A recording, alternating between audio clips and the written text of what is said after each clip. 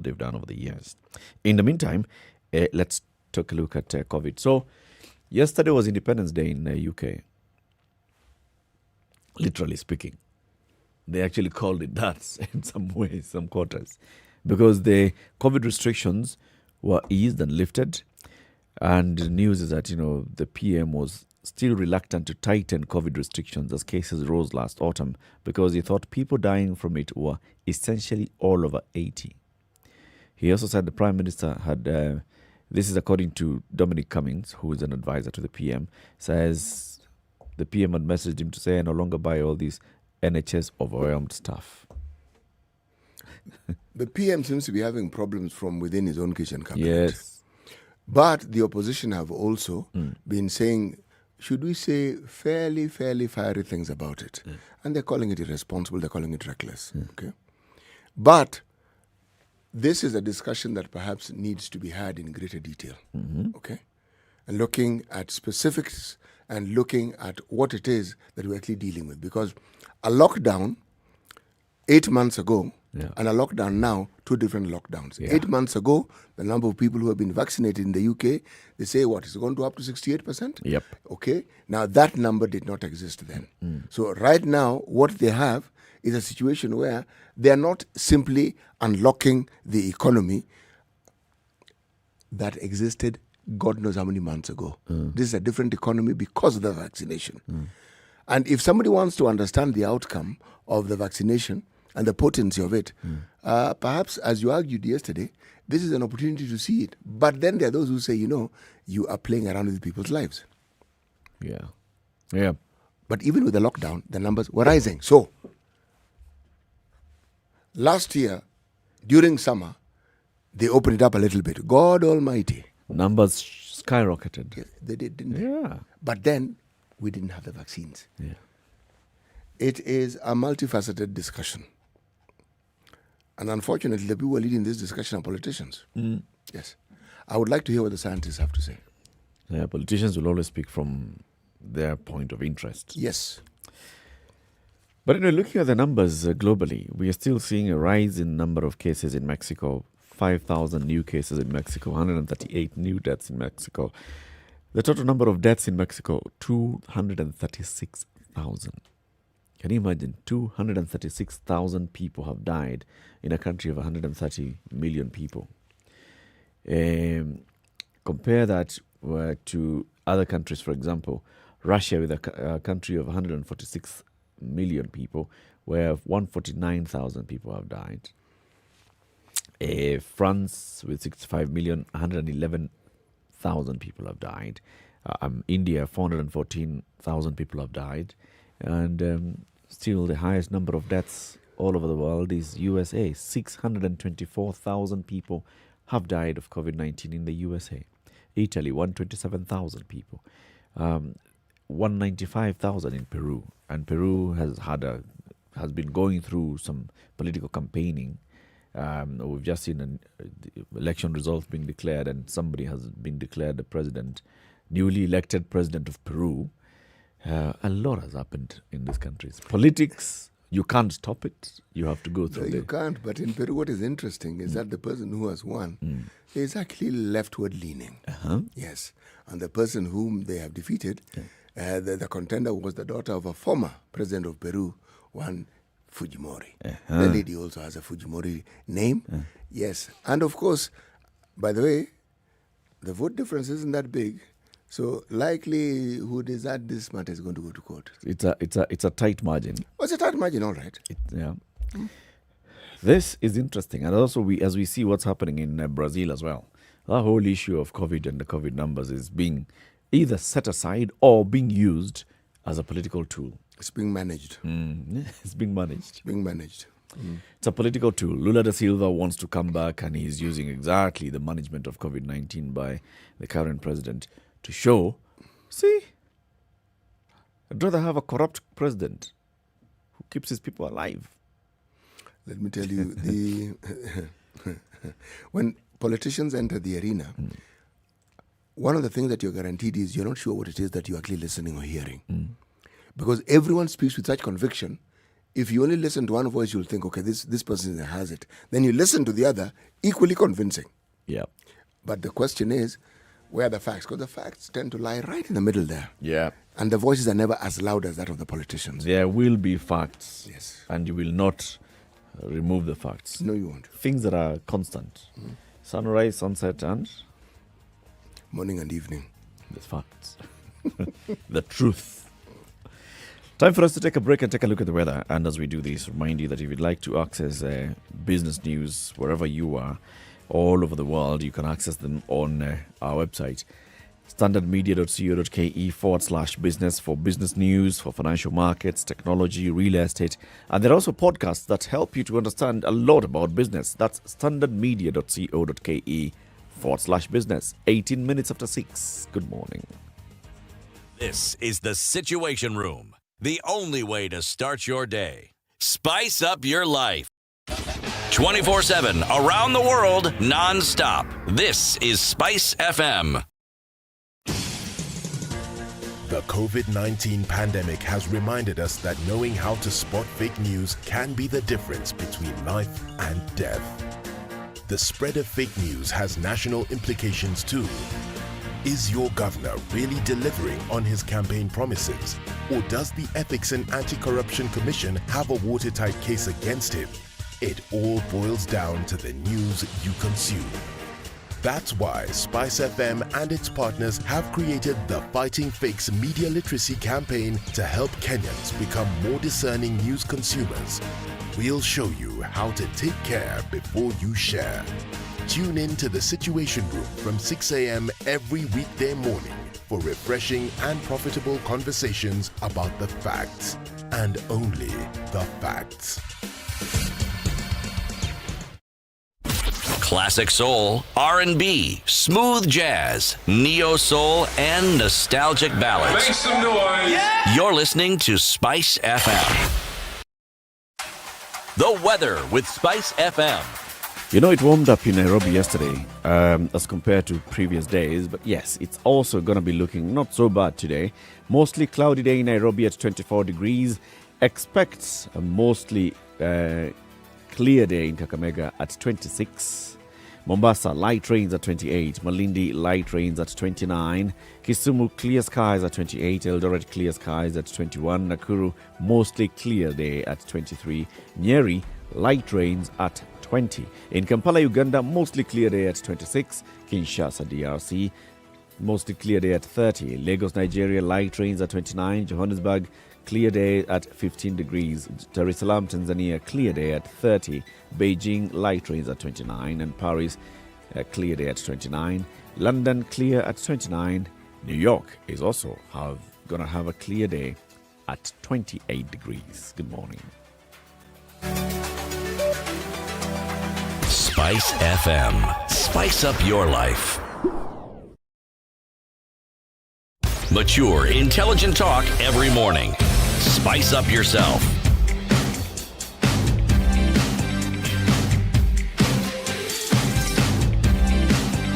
Mornings done right. 94.4 Spice FM. It's a public holiday, but people are awake. Yes, Okay. they would For be. example, Nyakundi Jack, the CEO, he's already awake and he says, "This is my favorite morning show." You are a very good man, Nyakundi. Good morning from Makutano. Meru is listening. How many Makutanos are there in Meru? Well, there's a Makutano in Meru town. But as you go towards Meru, there's Makutano everywhere. I don't know. I only know of one. Which but one? I'm sure there are others. Which one do you know? I know the Makutano. When you go past Nkubu, I know it is not pronounced that way. But Gobo, yes, there's a Makutano. right? Beyond that, You don't know. I can't remember. But that's the one that I In remember. Nyeri town itself, there's a Makutano. Yes. You see the road that goes towards Nyambene Hills, Yes. right? In But town. but Kamal, you know the first Makutano is earlier. Just as the one which now branches off towards Embu. You know that that's Yes. Makutano. That's Makutano. Yes. Then proceed. Then that comes the Makutano you're talking about. So there's that one is Uko is in town. It's so in town. There's Makutano of Embu. Yes. The right? real Makutano. Yes. After you pass Embu town, there's a Makutano of the other road that now is a new road that goes towards I don't remember which part of Embu into Meru. Okay? There's some Makutano there. In Meru town itself, there's a Makutano, the one that takes you to, what's that university? Methodist University. And goes all the way. There's a Makutano there. Anyway, Nyakundi, you're at Makutano in Meru. So we assume that it's at Makutano in Meru town. Let's take that view. Sindio? Salimia ya Muga. Jambo sana, Bwana Nyakundi. How are you today? Muga. Oh, Muga. And then he's supposed to say Muga Muno. All right. By the way, on your way to Eldoret, there's also Makutano. Yes. Makutano is everywhere. Makutano, everywhere. Bishogoro Omokaya is tuned in from Getari. Edson Ahimbisibwe is in Uganda. King Joe is, you've not told us where you are, but good morning, King Joe. Charity Minor, tuned in from Mbilimani in Nakuru. Kevin Kipsang says, happy Eid to you and all Muslim fraternity. Nanyuki is listening, enjoying the candid conversations. Good morning. Otieno Odero Jr., good morning from the Great Wall of Kino. We've already talked about Bishogoboro Mukaya, right? Charity Minor. Abel Arimba, Nyamira Pop. Hello, Spice. Good morning to you all. Salimia wa Kenya wote. Kisumu City is tuned in. That's Ochieng Collins. Glenn Oliver is tuned in. David Carrier wa Subukia. Yes. My number one radio station in Tamba Kutamba. Huku Subukia. Kahiga is all tuned in. Right. Charisman present as well in Gong Racecourse. Bewa Macha listening in from Macha.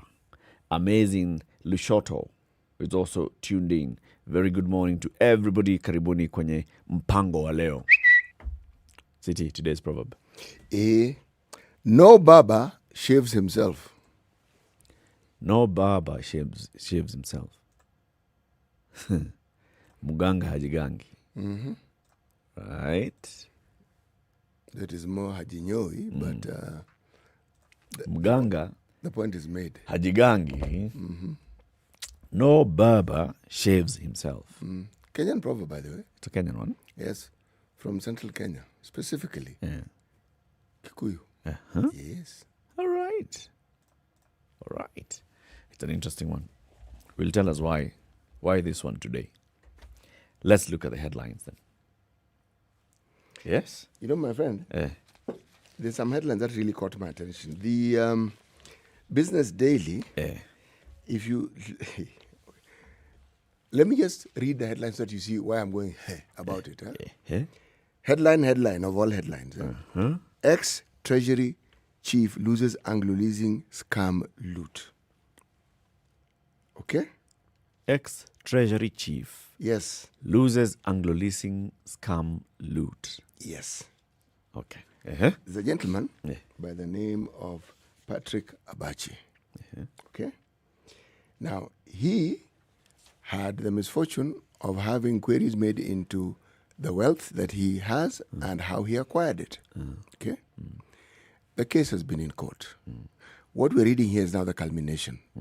The case appeared before Justice Mumbi Ngugi, and she found that he and his accomplices could not demonstrate how it is that they had acquired what they had. Now, to understand the seriousness of this case, this gentleman and his accomplices, it is alleged that what they were involved in involved procurement, which was meant for the government of Kenya, worth 70 billion Kenya shillings.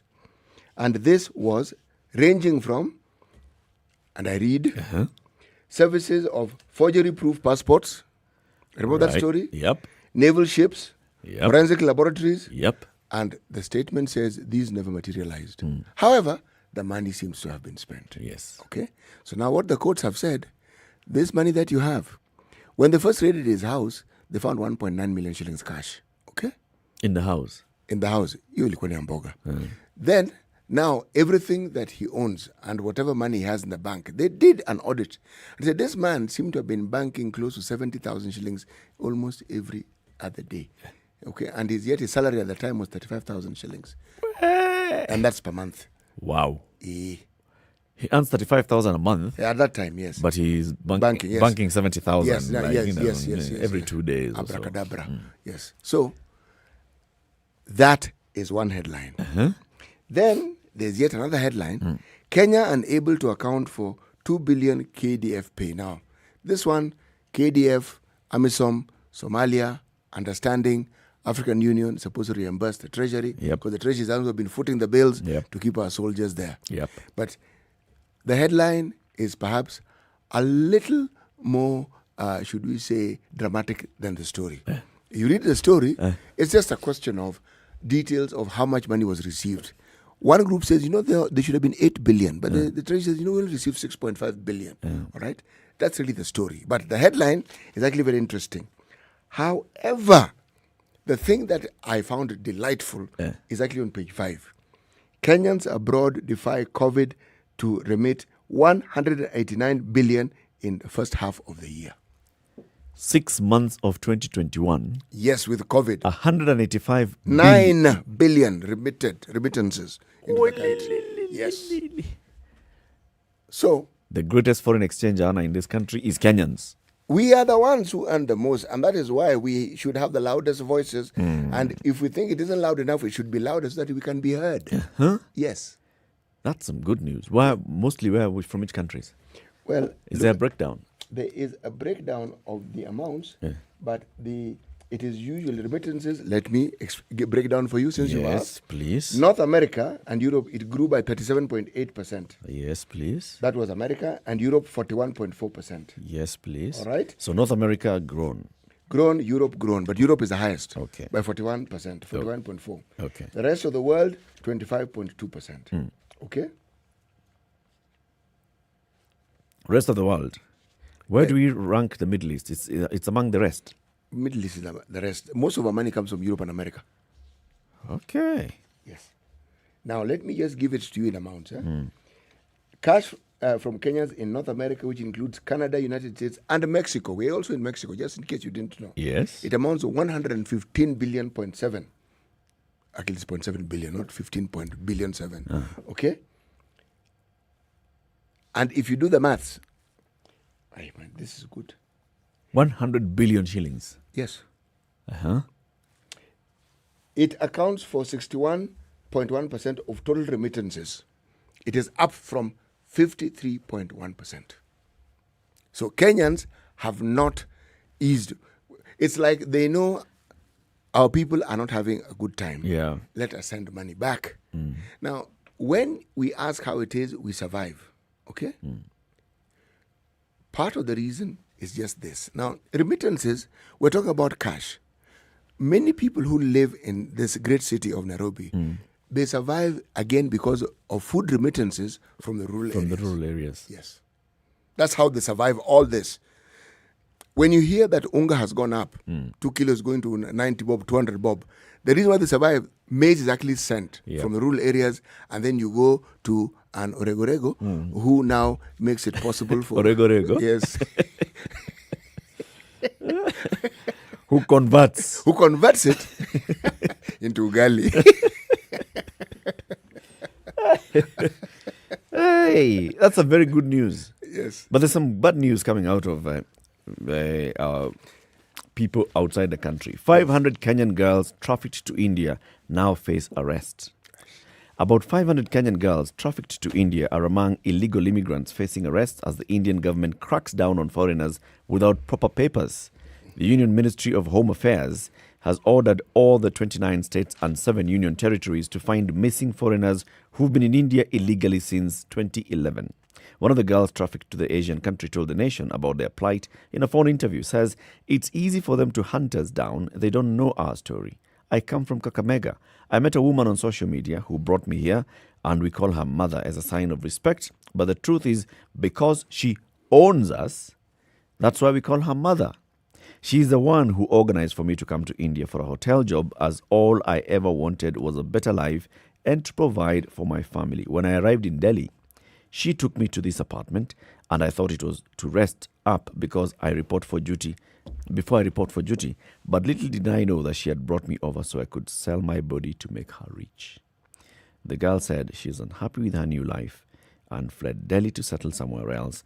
I'm afraid of going to our embassy because the people behind this trafficking racket are very powerful and they have a lot of money. They pay police to punish us and lock us in deportation camps until we toe the line. And it's not that embassy staffers do not know them. Some are very good friends with those who abuse us. Have you heard that story? No, I'm hearing it for the first time. Nation reached out to Kenya's High Commissioner in India, Willie Bett. Willie Bett is a former CS, if you remember him. I remember.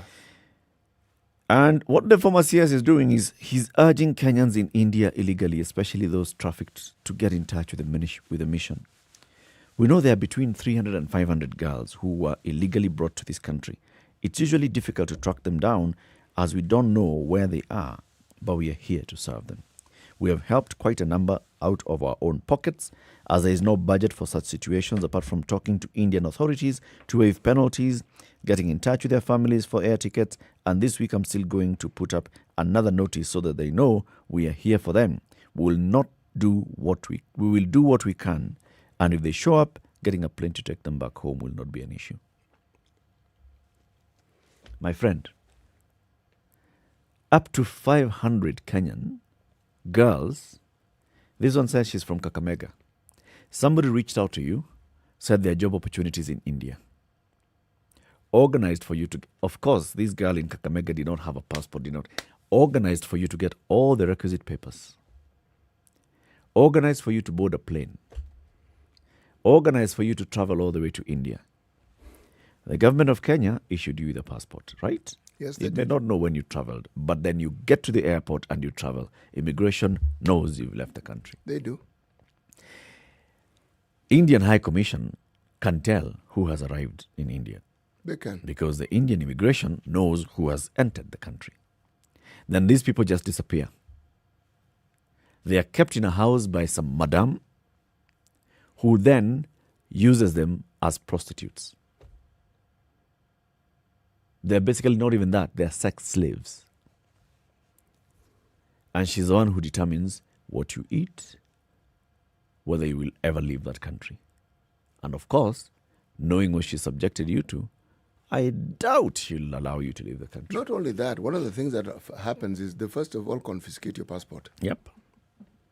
and any identification document You that have you may have. nothing. So you dare not even walk out of that building. You have nothing. You know, this is like a second episode of the horror stories we've been hearing in the Middle East. Yeah. Case in point where we're being told some young lady committed suicide. That's the story we are hearing from Saudi. And yet autopsy reports in Kenya say that girl was strangled. Yeah. There was nothing like suicide.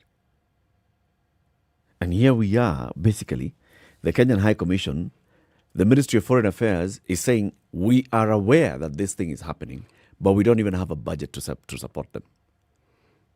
What's wrong with us as a people? You know, How can the Ministry of Foreign Affairs not have a budget to say we are actively seeking our Kenyans to help them get back home? We are actively launching a campaign, both here locally, that anybody who is living, let's first tell you what is happening. what they're telling us is that they do not have a budget for emergencies. Not possible.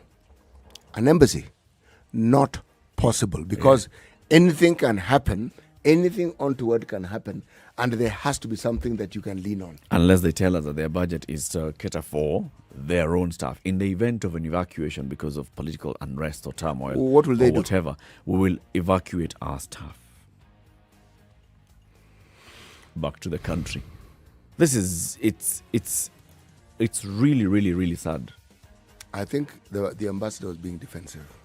It's really sad. Instead of facing the issue head on, because it is possible for Kenyans to be in India and they don't know. It is possible. Yes. It is very possible. But now this story has broken out. Should he not say, look, I am going to talk to the Indian authorities and we're going to find out where all these Kenyans are and then we'll get back to you. Remember when we were talking about the vaccines, the COVID kits that were supposed to have left China? Our ambassador there gave a very good account of herself. Yep. Explained in detail. They arrived. We signed them off. We received them. Yes. We put them on a plane. On this day. Yes. And they arrived on this day. Now, thereafter, And even that time, when we were talking about Kenyans who wanted to come back home, she was very active, saying, very clear. here we are supporting you. If you want to come, we can talk to you, we can get you a flight. In fact, there's a plane that is leaving on such and such a date. So where on earth did she get the money to do all that? This one is saying, we shall get in touch with you. A family in Kakamega is being told, okay, so your girl is here at the embassy and you need to pay for a flight for her to come back home. Ambassador Bet somewhere along the line was either misquoted or somewhere along the line he got defensive instead of looking at this thing straight in the eye and realizing it's at his doorstep. These are some of the things he's supposed to do as That's ambassador. why you are there as extraordinary and plenipotentiary. Yes. That is why you are there as an ambassador. For people like that. Those are Kenyans. Let's take a break, take a look at the traffic. It's very annoying. This is the Situation Room, the only way to start your day. Spice up your life. 24/7 around the world, non-stop. This is Spice FM. As the Kenyans are roared into the home straight here. 4 Kenyan queens have lit up this balmy Bahamian night. It's where the rivalry is unmatched, where the soul meets the track, where the great are distinguished from the good. An arena where the records are broken. A new world record. It's not just been beaten, it's been obliterated. A stage where the legends are born. For Team Kenya, the Olympics is more than just a sport. It is our tradition. It's an event that has put Kenya on the roadmap. The Standard Group lets you watch every minute and every action live in the 2020 Tokyo Olympics. Because we live for Team Kenya. We live for the game. At Standard Group, sports lives here. Okay. So at 20 minutes to 7, what's happening on the roads? Mlolongo, as you approach the Way Bridge, it's busy, as you would expect. After that, it's Nyeri, coming all the way to Nyayo Stadium roundabout. It's fine. Lusaka into town, it's fine. Getting out Westlands, it's busy just because of the areas where the construction of the road is happening. The other usual bad road is Langata Road coming towards Timol and the Mbagathi Way area. That today is very fine.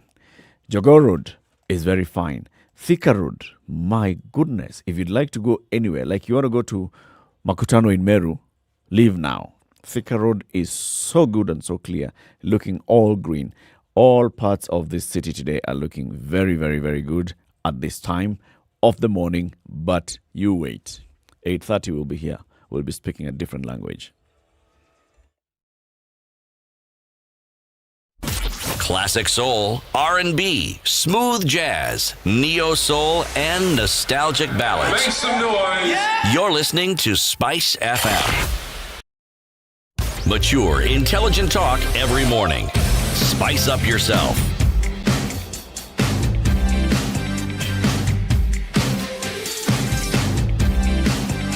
Mornings done right. 94.4 Spice There's a story of this lady called Joanna Stitchbury, who is in the news now. Has been in the news, I think, since Last week, on the weekend, since last when she week was when shot. she passed away, yes. Yeah. What's the story? Apparently, she has been labeled as a conservationist. Now, what this means is this is somebody who fights for the conservance of our natural resources. Okay. And apparently, she is well known. President Uhuru even commented about this. And if I may paraphrase the gist of what he said was that the perpetrator would be brought to book. But what I find alarming, people die. But this lady didn't start living where she lived yesterday. No, she didn't. Where did she live? I think, I'm not certain about the specific place, but it's in Kiambu. Kiambu Forest. Yes. Now, 7 or 6 shots? She had 6 bullet wounds. Now, 6 bullet wounds, these are people who are determined to ensure that she actually died. What would motivate someone? She was alone. She's an elderly person. Yeah. What would motivate someone to kill somebody of that and to determinedly ensure that they were actually dead? What is it that they represented that these people felt must be extinguished. She shot to limelight in 2018 when she single-handedly stopped a group that wanted to rechannel a wetland by creating an access road to the Kiambu forests. She and the Kenya Forest Service were taken to court by individuals who claimed that they owned land in Kiambu Forest, which borders her home. She protested, and there's an iconic photo while seated on the bucket of an excavator that had been brought to clear the wetland, and it went viral, forcing the alleged land grabbers to abandon their mission. When she was killed just about 100 meters from her home. They knew she lives there. Her habits are known, her routine is known. You know, this is the thing I find truly amazing. Huh? The people who are behind this will be found, they will be arrested, and just like Joanne's life came to an end, so will theirs. Is it also possible that it had absolutely nothing to do with the land issue, her death, but timed such that at this point, if she dies, the person that you'll be looking for, first of all, is the person that she's been having a direct conflict with? It is very possible. But then what other alternative would there be? Because for someone to orchestrate death, yes, it could be so that fingers can be pointed in a certain direction. Yep. And maybe that is not the real reason. Maybe her activities in trying to conserve the Kiambu forest have nothing to do with the death. Yep. But unfortunately, history doesn't bear very close, it doesn't provide, should we say, good witness accounts to support that view. For this reason, people who have been known to grab land also tend to be very vicious. They do not like people who stand in their way. Yes, that is one. But there's a play here. Have other people been killed in that particular area and reasons not found, or some other reason that doesn't seem to make sense found? Have we seen the killing of people and a reason is assumed to be something, and then it turns out investigations reveal that it's absolutely not? Yes.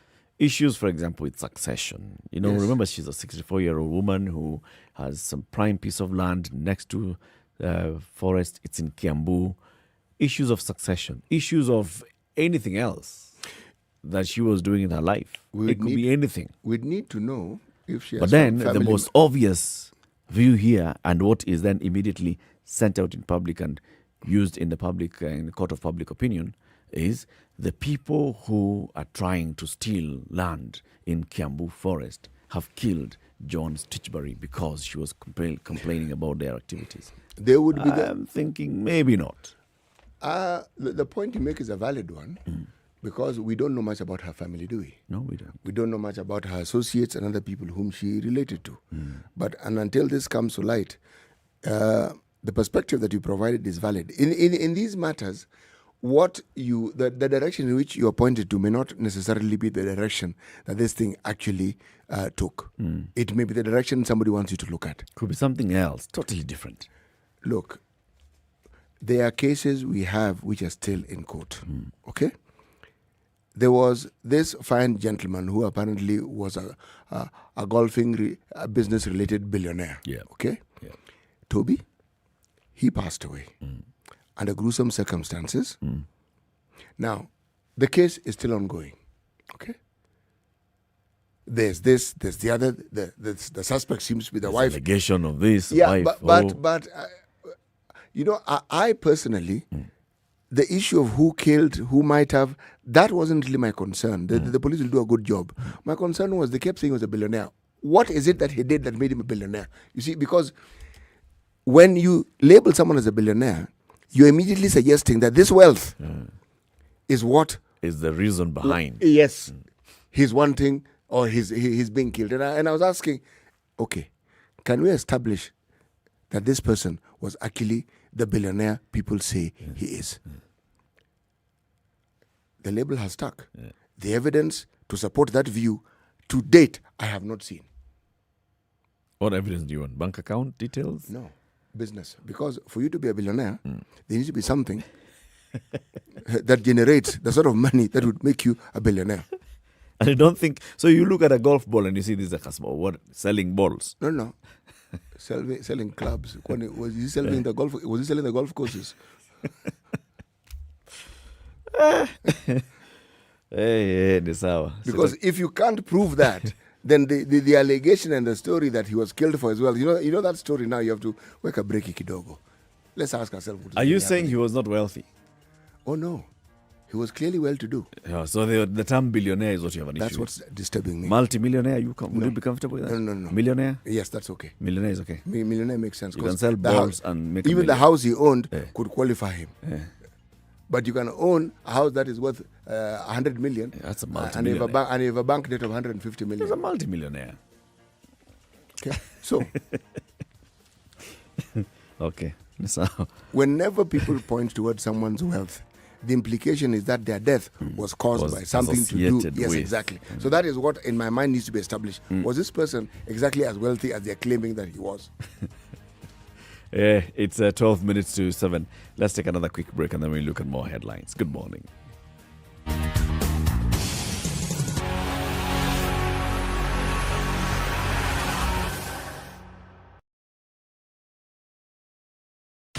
"24/7 around the world non-stop. This is Spice FM.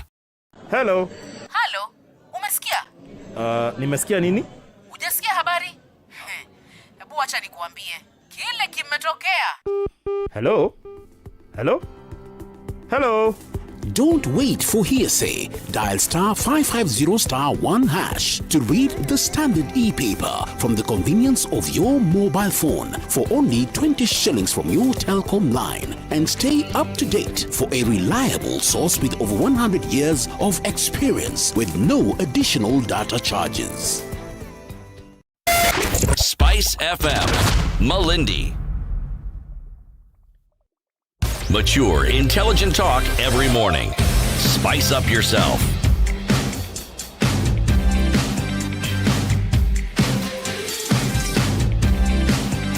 11 minutes to 7. So, you saw the news coming out of Game Constituency, Siaya, on Sunday. I did. Petro tanker overturns. People scramble to harvest the product. And then there's a spark, fire, explosion, deaths, and very many people injured. How many people died? 15 The people number is died. rising, by the way. Yeah? And the people in hospital with serious condition. Imagine. You know, those are third-degree burns, huh? And some of them, the likelihood of actually surviving those burns are slim. I thought we were through with this. Huh? There's a place in the Rift Valley, okay? When you... they even put a monument there. They put rumble strips. And the understanding was that 2 similar incidences, same spot. People decide that they are... The place was called Shangangwan. Sachangwan. That name always, even if you say it, I'm going to mix it up again. Say Sa, Sa Cha, Cha Ngwan. Wan. Sachangwan. Yes. Yes, Sa Changwan. 2 separate occasions. And you would have thought that people had realized that you don't go around siphoning fuel from tankers. Yep. No. Somehow that doesn't seem to be the case. I think there's also another one in Siaya just soon after Sachangwan. Yes, there was. But fewer people died on that one. Fewer people died. Yes. This one, for example, today the Standard is carrying a story on page 9 of a man called Samuel Alo. He's a father of 4. He lost his wife and a grandson. And he says, when the wife heard that a truck has overturned and people are going to siphon fuel, she said, ata mimi wacha niende. And Samuel told her, please, don't go there. It's dangerous. She told him, no way. I want to go. I want to go and also, I I told my wife not to go to the scene, but she insisted that she would also get a share of fuel that everyone was siphoning. I don't want to lose out. That's what she basically was saying. She also influenced her grandson, who went. So, when the explosion happened, the wife and the grandson were unable to escape. What Samuel went and collected as the remains of his wife were not the body of his wife, were not the bones of his wife, were a key that the wife usually carried. He only went and found a key, and he picked that key and a piece of fabric that he says, this is the dress she was wearing. That's all he has. And that's how he has confirmed that his wife is among those that died. Now you tell me the kind of pain that he's going through. And then he says his extended family has also lost 2 other family members. And there are people who are talking about nursing burns. His own brother is nursing burns because the brother, when he heard that there's an explosion, he took off, ran there because he knew that there were people there and he was going to rescue some of them. So he was trying to rescue his own son and he sustained burns. Now, these are stories that happen all the time. We can talk about serikali, we can talk about safety, we can talk about very many things. Truth of the matter is, these trucks, by the time they are allowed on the road, they are highly secure. Safety has actually been put very high on the truck that's carrying petroleum. It is. Only when it rolls down, Capsizes or something happens, yes. and then now it starts leaking, and then people will come and they will try, of course, to open and get more oil to come out so that they can siphon. And it becomes dangerous. You can't even blame the local police. You can't even blame the local chief. What? You know, this discussion, We pass it down as, the poverty levels. I sometimes don't even agree it's about poverty levels. this isn't poverty. Not in that sense. Huh? What drives people to pursue free things or things that they perceive to be free? Yeah. It's the same thinking behind the push to be given a handout by a politician. Same thinking. I think there's something that where we lost, where something free, Yes. you are entitled. You know, people Cha almost... kuokota si cha kuiba Yes. just got into our mind that, you know what, I'm entitled to it. People got demented about it and they expect it, and they when I call it national pastime, I mean it. Do you think, for instance, when policemen, policewomen stop people, do you think they actually expect you to drive away without giving them something? No. Even if there's nothing wrong with your vehicle? Absolutely nothing. Very good example. Drive to JKIA. Yes. You see this very nice, friendly, very well-built security check. Yes. Before you enter the airport Yes, itself. yes. The one with very many lanes. Yeah, one with very many lanes, manned by sometimes police officers, Sometimes. assisted by NYS. Yes. Mkubwa habari. Hey, umesafiri eh? Hey, mkubwa ni wewe. And you've never seen this person in your life. Umesafiri eh? Someone will tell you, hey, unajua hii baridi hapa bwana. Ni kali. They're expecting something. Or, And others will tell you directly. you know, I get to hear it more often. Hey, mkubwa ni wewe. Umetembelea tena. I've never seen this person in my life. Lakini sasa, sungewache tu vijana kitu. It's not meant in it's not a threat. It's not adversarial. No, it's just the norm that when you have a white beard like mine, this isn't grey, it's now white, okay? So, and vijana are doing the ajira. Your contribution to their welfare is you leave them with a few Kenyan shillings so that their life can be better. Mkubwa, it is kiongozi is very good to see. It's very good to see. Wait. Mzee hapa anataka parking. You know parking will be found. Yes. Some people even told nani, toa gari. Toa gari. Mzee weka hapa. Now, you tell me. It has morphed. It has become normal. But then sometimes you can say that that is an indicator of what we have. But the worst one is in such cases of accident. Yes. People came back after people have died. People came back to salvage, to do what? To steal the scrap metal. If you go to that scene today, you will not find anything like a truck existed. Eric, don't you They remember? have taken away everything. The same story of that place again, what is it called? Sachangwan. Blast 1. People came, people thought. Then now, instead of people running away, they gathered in even greater numbers. Yes. Now explosion 2. Oh my goodness. Now even more people died. Fire was following people as they ran with jerry cans of. So you have seen this fire. You have scooped oil and you have it in a jerry can. The fire is following you. But you're running away with it. The fire is following you. Fire follows. And the fire moves faster than you. Yeah. This is very, very unfortunate. Beer truck rolls over, beer gone. Cigarette trucks, cigarettes gone. Anything to have an accident today, you'll be robbed. 2 people are going to rescue you. Others are going to be coming to see what they're going to rob you. What was he carrying? Some are busy trying to open your boot. Yes. If you have a suitcase, some are busy taking off with your suitcase. Now, this is the true picture of who we've become. This is who we are. And I don't think we can really take it down and say, oh, it's the levels of poverty. No. It's This lack has of nothing opportunity. It has nothing. It has nothing to do with poverty. It's a fabric. It's our fabric. We have lost a very core and integral value. It's gone. Of who we are, of who a human being is. You know, we've morphed into this ugly thing that wants free things. We've commercialized our relationships. Yeah. Everything that we do has some money tagged. Commercialized relationships. Completely. Every interaction that we have is commercialized. Yes. Every. It is all transactional. All.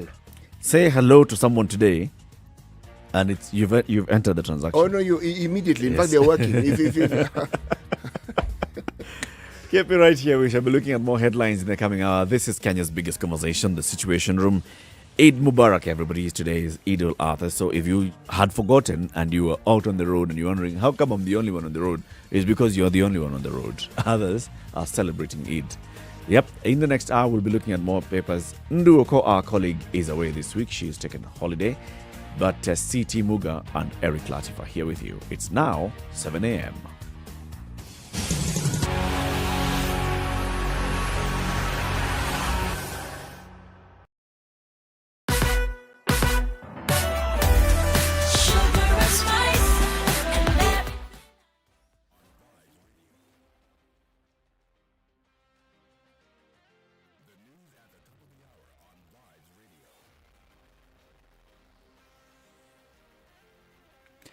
This is Newswire. I'm Dennis Aseto. The search for new REBC commissioners entered its 9th day, with 3 shortlisted candidates pleading their case yesterday. Professor Napo Lokuruka was hard-pressed to explain the process of becoming a county speaker. Are you aware who presides over the elections of a speaker of a county assembly in law? A magistrate based in Lodwar. I think I've seen them overseeing the election of a speaker of the county assembly in Overseeing or presiding? I mean presiding, sorry. Presiding. So a magistrate can preside? Yeah, he can. He can. Okay. Thank you. You may need to look at the first schedule of the Elections Act. It's the clerk of the assembly who presides over. Okay? Thank you. Others that appeared were Murshid Abdallah and Naisei Paloshe Tobiko. The government has rejected requests from some education stakeholders that boarding in primary schools be scrapped. Speaking in Mombasa, Education CS George Magoa said banning boarding primary schools is not a priority as the number of schools with the facilities are small. He added that his ministry will ensure all children get access to education. We are going to be on the lookout to ensure that no child is disadvantaged. As far as the 100% transition is concerned, I was with CS Matiang'i this morning. We are going to continue to mop every child that did KCPE and take the child to Form 1. In addition, we shall mop up any other child who was out of school and take to the appropriate level of schooling that the child wants. Caroline Aluoch, who died in Saudi Arabia, died from various injuries to her body, including her neck. Government pathologist Johansen Odor says many questions were raised about the nature of her neck injuries as further investigations were expected after the Saudi government claimed she had committed suicide. Her mother is asking the government to grant her daughter the justice she deserves. Msichana alienda kama anatembea, amerudi kama anakaa kimya. Nitasema nini? Caroline ameenda, lakini ameacha mimi na mtoto ambaye mwaka 3. Sijui nitafika wapi. Sijui nitaangukia wapi. Sasa kama hiyo ni sheria ambayo serikali inaweza chukua, nitasema ni wrong number. Ni wrong number. Kila mmoja anatafuta maisha yake ya kesho. Hata Karo alienda kutafuta maisha yake ya kesho. Ingao amekutana na kifo. A 27-year-old woman in Machakos County was arraigned in court for allegedly poisoning her 2 children aged 6 and 5, killing one of them. Mary Nduku, a mother of 3, reportedly committed the act after she was confronted by her parents, who demanded that she end an incest relationship with her uncle. Nduku is said to have been in a sexual relationship with a 27-year-old uncle, despite her parents' warnings. This is Newswire. I'm Dennis Aseto.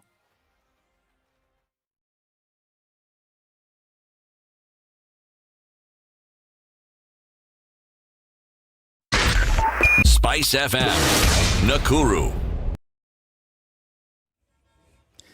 Good morning to you. So, people who are driving along Mlolongo, there's some issue, of course, at the Way Bridge. That's in Mlolongo. And then after that, it's all clear. Now, roads are looking so good. Outer Ring Road is good. Apart from there, the bus stop at Tasia. Is it at Tasia where they just come and stop anywhere in the middle of the road? And there's a big screen billboard there. That's why there's a bit of traffic. But of course, those are the matatus. Looking at as well, other parts of the road. Thika Road, not bad at all. Kiambu Road, not bad at all. Mombasa Road, not bad at all. Langata Road, not bad at all. Ngong Road, not bad at all. Any other road that you want to think about, I'll just tell you, not bad at all. It's only 7. It's a public holiday. Roads will start getting busy at 8 and 9. Good morning.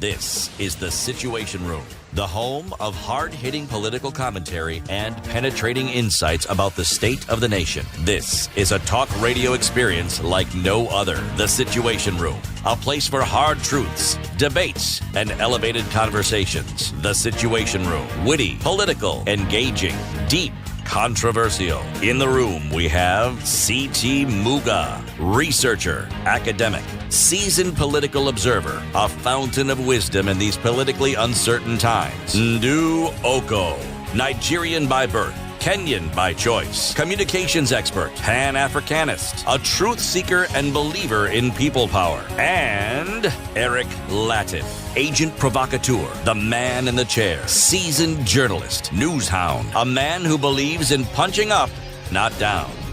This is The Situation Room, the only way to start good your... Good morning to you. Eid Mubarak. Happy Eid al-Adha to all our Muslim brothers and sisters, wherever you are tuned in. In the room today is Eric Latif and C.T. Muga, who has the proverb.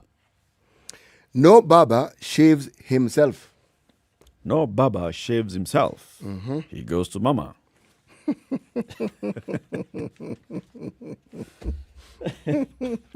Sorry, it just came. Yes, kinyozi. Hajinyoi, sio? Kinyozi hajinyoi, mganga hajigangi. Some good news, by the way, CT. Tell me. Remember, the president went and launched berth 1 of the new swanky, brand new Lamu port. Yes. And there was a vessel that had come from Mombasa, took some containers to Lamu, or was it picking containers from Lamu and then going? Something like that. Yeah. Now, there are some containers that were there again, and they have been picked from the Lamu port on the way to Saudi Arabia.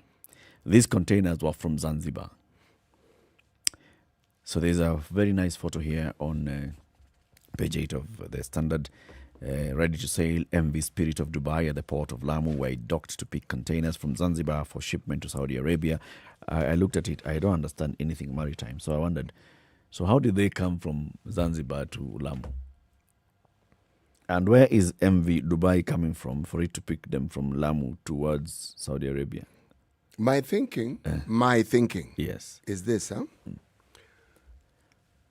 They are vessels that probably can only do those short hops from Zanzibar to either Mombasa or Lamu. Okay. But cannot take off to the high seas to go to some of the places like Saudi. Okay. So what they will do, it's like a holding place. They will bring those containers to that particular... It's like border from home to stage. Yes. So Lamu now is a stage. Yes. Okay. Lamu is stage. So... Matatu kubwa na mabasi. You know, you leave your goods there, then the big matatu, which carries 47 people, will come and pick. That's my thinking. Makes sense. Yes, that's my thinking. So where was the big matatu? What's the route for the big matatu? This one.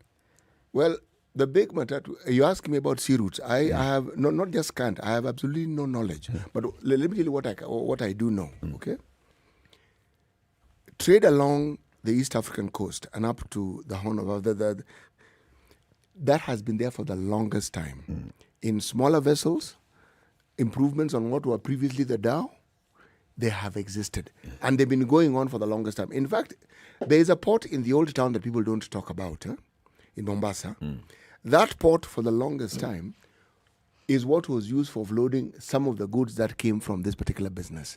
So now, if you have a bigger port in that area, it stands to reason, if you ask me, that perhaps beyond just leaving it as a holding area, Lamu may be the place where you'll get to balkanize the goods. Remember, a container doesn't have to have one item. It has many, many, many items. Yeah. So it could be container equal Lamu.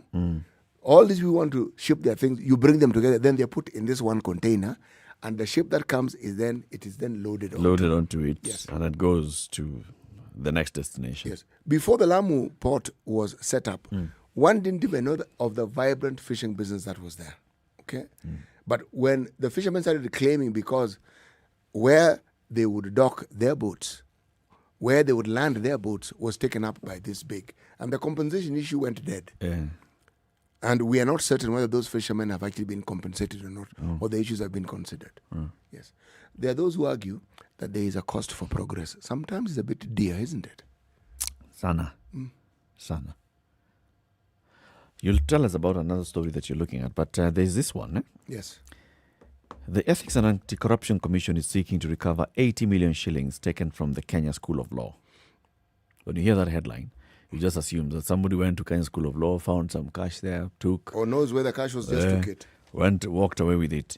The Ethics and Anti-Corruption Commission has begun the pursuit of former Kenya School of Law senior officials and traders said to be behind the loss of 80 million shillings from the institution. Through two separate suits filed at the High Court, the EACC wants the 4 KSL officials, 2 traders and their 2 companies compelled to refund 80 million shillings paid to them. Among those of the EACC named as beneficiaries of the alleged stolen public funds are School of Law Assistant Director of Finance and Administration Amos Kabue Mwangi, Finance Manager Frank Jackson Were, Deputy Director Morris Kiwinda Mbondenyi, and Assistant Accountant Norbert Gondi. The traders are Dennis Sam Achiro and Kenneth Ochieng with their company Deskench Investments Limited. Gondi is also listed as a director of Farmline Company, which is alleged to have received part of the money. So Gondi is the assistant accountant in the Kenya School of Law. He is also a director of a company called Farmline, which incidentally has received some money from the institution. In the file, the EACC, through their lawyer, are claiming that Gondi, despite being the KSL assistant accountant, incorporated Farmline Company and fraudulently received 47 million shillings without supplying any goods or services. We discovered that the fraudulent payments were authorized by the 3 other officials when the company was neither listed in the pre-qualified list of suppliers nor registered with KSL as one of their suppliers. So, how did that happen? The Commission argues that Mwangi, Were and Mondenyi, as signatories to KSL accounts, colluded to pay their colleague the amount when they had a duty to ensure that the institution's funds are utilized appropriately. You hear, this is the boss and the finance department, the director in administration, blah, blah, blah, and the person who's receiving money is an assistant accountant, receiving 47 million shillings. That other story you were telling us about, the person who received some person in the case in court. Similar kind of thing. You know, it's usually the junior officer whose salary is about 20,000, 30,000, who's suddenly receiving 47 million shillings. By the way, if one was looking for a thread to tie to stories of this sort in our country, there are many. There's a gentleman at NSSF. Yep. That There's one. a lady at Kera. Chief, now those are the ones we hear of. Yeah. When you talk about the huge amounts that have been pilfered from public coffers, I am certain those monies have done the rounds. Sana. And what I find saddening is that the amounts we are talking about, colossal amounts as they are pittance compared to what other people have made off with. Yes. Someone says 47 million thing, yeah, 47 million. Because somebody else has made off with 500 million. Yes. And 470 million has gone. We've forgotten the stories of the youth fund and the stories, real drama of monies leaving the bank in Ganibag. Yes. NYS. Yes. We've forgotten all that. Now, how then do we find it surprising that at every level of our society, people will seek to do the same?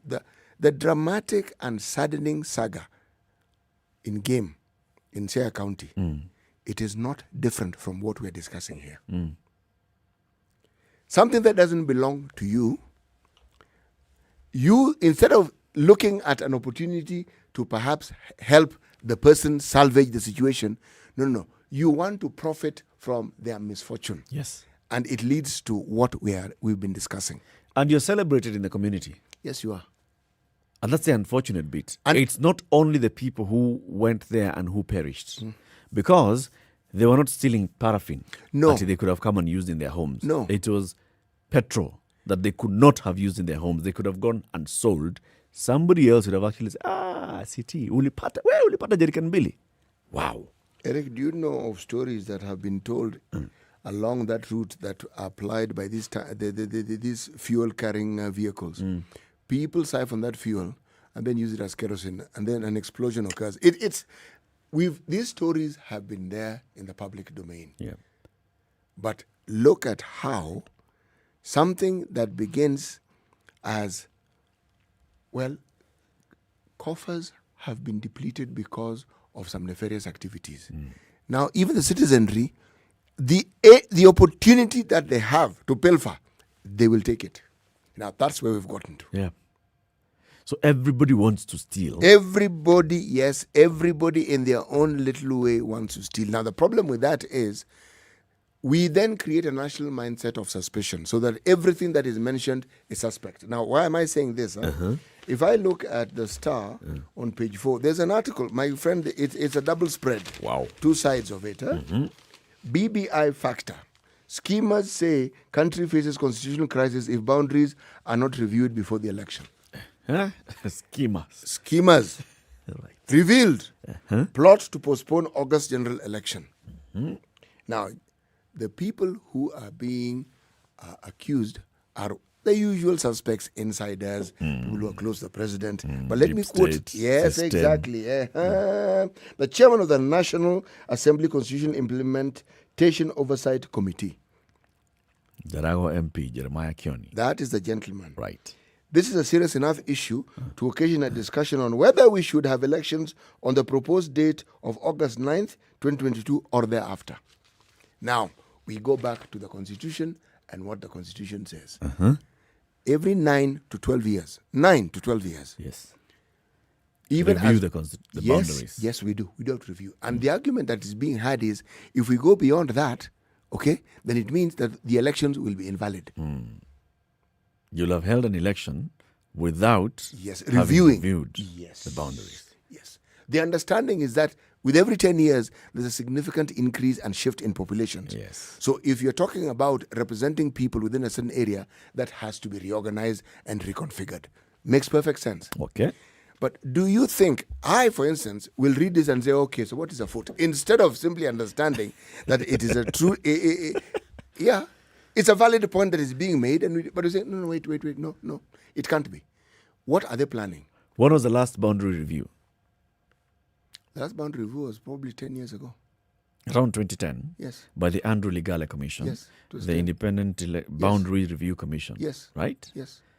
So we still have 2 years is next year. Yes. That's why it's such an issue. Yeah, we can do it in 2023. Everything can be done when we agree. And this one, they're going to require the interpretation of the court. So they're saying perhaps this ought to be taken to court. But given that against this background, you have BBI, you have a hustler discussion, you have an election discussion, there is no way that anyone is going to look, among them, I'm going to look at this and simply say they're actually just talking about boundaries. I'll say, no, boundaries, my foot. What on earth is actually going on here? What do you think? What is your gut telling you? What my gut is telling me is that there is an aspect of the BBI that to me was significant with regards to the issue. It boils down to shilingi moja, mtu moja. Okay? And it also boils down to the discussion of when you are talking about reconfiguring boundaries, you cannot ignore the fact that some places are more populous than others. And as a result, they ought to have more representation. I actually think it is a valid argument. I honestly think it is a valid argument. The reason why I think it's a valid argument is for a very simple reason. You are not representing a geographical area. You are representing people within a geographical area. And if there are too many, you cannot say that the one individual will provide what we call adequate representation. No further argument. That is just my perspective. For you, the principle is one person, one vote. Yes. 1 person, 1 kilometer, one vote. Yes. Yes. Not the other way around. Not no, 1 kilometer. No. Not necessarily. Because at the end of the day, the services that you're talking about providing is meant for the people. Yes. It's meant for the people. You represent a people, not You a region. represent a people. Okay. That is my argument. That's my thinking. So, if this is still... Okay, the BBI was proposing, for example, to create 70 new constituencies. Yes. And it had already gone as far as prescribing where those 70 They constituencies actually had even allocated. They had even allocated where the constituencies will go. Yes. And then now told IBC now create a boundary along this line. And then they were told, now, how is it that many of these constituencies are just going to be focused on a certain area? And they told, but just look at the population density. Yes. Now, unfortunately, this is what I'm saying.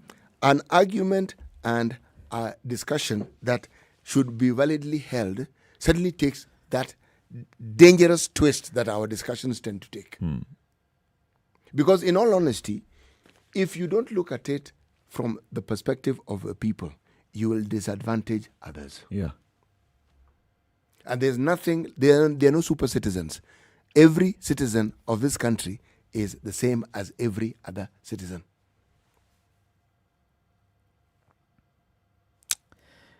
Good argument. My perspective. Good argument. But this one is going to pick up momentum and it's going to get ugly somewhere along the line. We should look for Jeremiah Kioni. I'd looked for him earlier, and I think we should revisit that conversation of getting him here to even, first of all, understand how many legal affairs and constitution committees do we have in the National Assembly? The Constitution Implementation Oversight Committee, that one of his. Yes. There's the Legal Affairs Committee, Otiende Amolo. Molo, yes. There is the other one. Which one? With Muturi Kigano. What are they called? Justice and Legal Affairs Committee. Yes. And then there's... yeah, but it tells you the seriousness with which matters relating to the Constitution are regarded. Now, you know, the same discussions that we've been having about the coalitions, this formation and the other is taking place because already people who are aligned to the different factions that we have within the country are already arguing that, you know, this thing of going to court and postponing it, the Constitution says it can only happen in the event of a war. Now, already the discussions are beginning to take place. Yes. But the thing that I find a bit despicable about politicians is this. Many arguments that politicians present have nothing to do with the spirit or the actual matter at hand. It has to do with an interest that you're pursuing. And if that interest changes, the argument will change immediately. So essentially, a lot of the discussions that politicians have are false discussions. They're false. It's their only momentary discussions. Yes, they are. Because that same argument will be turned and twisted before your very eyes until you ask, wait, but is this not the same person who was saying this the other day? Well, weren't you telling us something different? And then they'll tell you something different. Yeah, and they'll come up with a strong argument. You see, I like the hustler narrative for one thing. It is a narrative of empowerment, all right?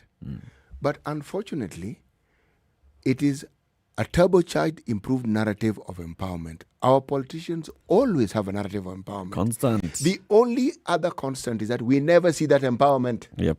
It's a constant narrative of empowerment. Yes. The only thing, like you're saying, is that it's always fragmented. It's everybody going with their own narrative of empowerment. Yes, and give it a small twist here. Now, this time, we've put all of them in one room. And that is the best part of it. That's Because beautiful, isn't it? It'll explode on these guys. Yeah, I'm just waiting. Whoever becomes the president next year, do they know will they're be the fermenting? first victim. Do they know of they're hustler. fermenting for themselves? Oh, I'm loving it. You know, I actually don't envy the next president of this country. Yes. Because this one, they've whipped up the sentiments. They have given this argument. And you see, when I say falsehood, this is what I mean. The deputy president is still the deputy president. Yep. And he's been deputy president since 2013. Yep. Okay? When one has a discussion about empowering the youth, the thing that in my mind should follow are the things that you've already done to empower the youth. So you're saying as a continuation, as a continuum to this empowerment, this is what we're going to do. But now in the 8th year, you begin a new narrative and you're telling us this is when you want to start. You now have to pause and ask, brother, surely. How many starts are we having? In 2013, you told us to give you a moment to start. We said, okay. And you even told us how. We said, okay. You shall make sure that the youth are gainfully employed by having, sports. You shall promote sporting activities. So, that's why the stadia were coming in. Cultural activities. That's why you said, in fact, you're going to create cultural centers in every county. And we said, hooray. We said, sawa. You said you're going to have these ICT centers in every county. And we said, hooray. And we said, sawa. And then... You said computers. And we said, sawa. Now? Where are they? And now you see, that is where I begin to have a problem. Because I'm saying, if you've already had the power and the position to at least do something that could be a microcosm of what you plan to do, which you can point to, then if that is the case, then this narrative makes sense. But if the narrative is against the background of other narratives similar to this one, then I have to call it something else. You're just pointing out the fact that you have failed. Yes. And getting people charged and rallied. Yes. Which is a very good thing.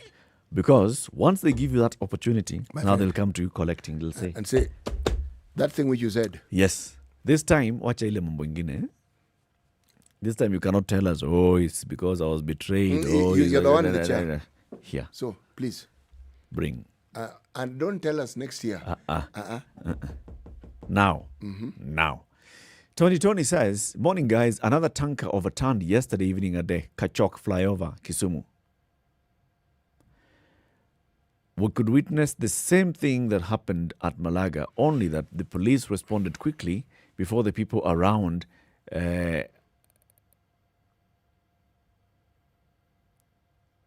before the people milled around, I think that's what he went to say.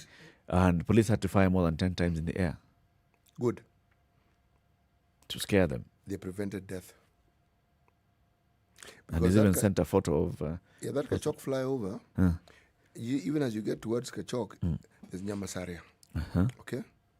And then just as you get to that flyover on your right, there's what you call Manyata. All right? Now on your left, as you're going towards Kisumu, there'll be Nyalenda, further ahead. Right. My friend, those are densely populated. We're talking about people. Very many people. I applaud the police force, the police service for what they did, because we would have been talking about another case of deaths that have been caused. Can you imagine? Would have been talking about another case. Imagine. We have to talk about, police having to fire in the air. Yes. And that's still a risk. It's still a risk. But they have averted a greater disaster. That's true. That's true. Well done to them. Saul Owere is very poetic this morning. He says, Wah, I finally found you. Why can't I ever find you like I used to? Do you understand what Saul Owere is saying? No. Perhaps Solo could explain Us, he was looking for us, was he? I don't know. Perhaps he's talking about the times when we had disruption in our transmission. I don't know. But I finally found you. Why can't I ever find you the way I used to? Well, maybe you can explain it further. Please, Saulo. Very nice poetic language, but it has entered here and left there. So IEBC is looking for 4 commissioners. There's a selection panel. They've been conducting interviews. Right? Yesterday was a turn of a gentleman called Murshid Abdallah Mohammed. He's a lawyer. Murshid Abdallah Mohammed used to be in the National Police Service Commission. Murshid Abdallah Mohammed used to be in the Interim Independent Electoral Commission. That was the one that came before the IEBC and after the ECK. Okay? Now, he was yesterday on the chair and he was being asked, so why do you want this job? But the bigger question that he was being asked was, this is not the first time you have worked in the Electoral Commission. You worked in the IIEC. True. This is not the first time that you have attended another interview for this particular commission. True. When IIEC was converted to IEBC, they were looking now to bring in commissioners, right? Remember, there was IIEC of Isaac Hassan and IBRC of Andrew Ligale. Now they brought them together into IEBC, Electoral and Boundaries Commission. Mr. Independent. Independent. Please. That is very important. Independent. Yes. Now, Mr. Murshid Abdallah Mohammed applied to be chairman of the new commission, IEBC. He didn't get it. No. Isaac Hassan became the chairman. Okay. When Isaac Hassan and his team were unceremoniously removed from office and we have the new chairman, Mr. Murshid Abdul Mohammed applied again to be chairman. But at that time, he was a commissioner in the National Police Service Commission. So he was told, my friend, you're already a state officer. Surely you can't do this. Right? Sawa. Now he's seeking this one. But before this one, he has also sought to be in other commissions. He has, for example, sought to be in the National Land Commission. He has applied to be in the National Land Commission. He has also previously applied to be the chairman of the Commission on Administrative Justice. Right? And now he was being asked, hey, boss, you and commission, when you hear commission, you want to be inside. He was like, I want to serve the people. But this particular one, you want to be in the IEBC again. How can we trust that when another commission job comes and there's a vacancy for chairman, you will not abandon us as IEBC and seek to be chairman of another commission? What did he say? Like you see, now you cannot start asking me questions about the past to deal with the future. Surely. You can't bring it. Come on. They can actually. Yeah? And they did. It was like, So essentially you're saying this gentleman could rightfully be referred to as a professional commissioner. Yes. That's what he was being told. Yes. It appears you want to be a professional commissioner. One commission, if you're not in the IIE, you are in the IBE. If you're not in the IE, you're in the national base. If you're not in the national, you're in the other commission. As long as it ends with commission, you want to be inside. But National Land Commission, Commission on Administrative Justice, Salaries Remuneration Commission. Is his argument false? Where is there a limit as to how many times you can be a commissioner? No. Then. Or are they using the argument that, you ought to give other people a chance? I'm arguing. I have not gotten any other chance. Yes. And secondly, this man has the experience. If he's been in commissions, he understands. What exactly are these people looking for in a commissioner? What are the qualities that are desired? What are the elements that somebody needs to have in order to be considered or to have a favorable consideration for the possibility of being a commissioner? Would you look back and say, for example, when he served at the National Police Service Commission, he stood out for this, and the other, and those qualities that he injected in the National Police Service Commission would really be required in the IEBC or any other commission. The same way you say, when you go for an interview, your past experience determines how highly you score. But this particular one, I think we should also be asking. So you were in the Electoral Commission before. Does anybody remember you in the commission? Can we actually look back and say, when Mr. Abdallah was a commissioner of the Interim Independent Electoral Commission, this is what he did. But he wasn't the only commissioner. Yeah, but did he stand out? Was he supposed to stand out? Yes. No. You're seeking something. You should be saying, as commissioners, you contributed to the commission in this, and the other. For example, this was your idea to do this. This was you were then put as a commissioner in charge of a certain, the 2010 referendum.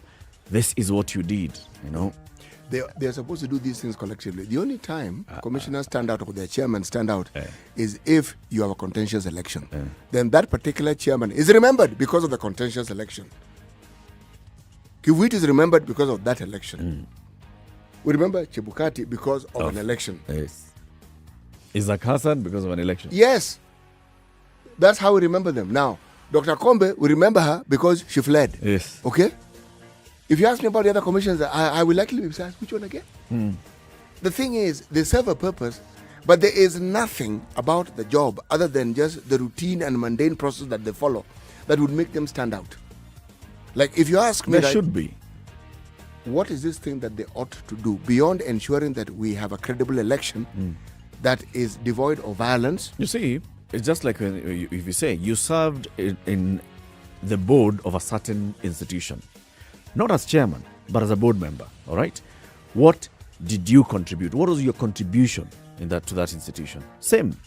You are bringing certain expertise into this commission. Not as chairman, just as a member of the commission. And then you're also, as commissioners, you assign yourself roles. You're the one who's going to deal with, for example, we'll have a commissioner from the National Cohesion and Integration Commission. Maybe he'll tell us, you know what, because of my background in this and the other, when it comes to matters such as this, the other commissioners look up to me to give input. Because of my background in conflict resolution, I do this and the other.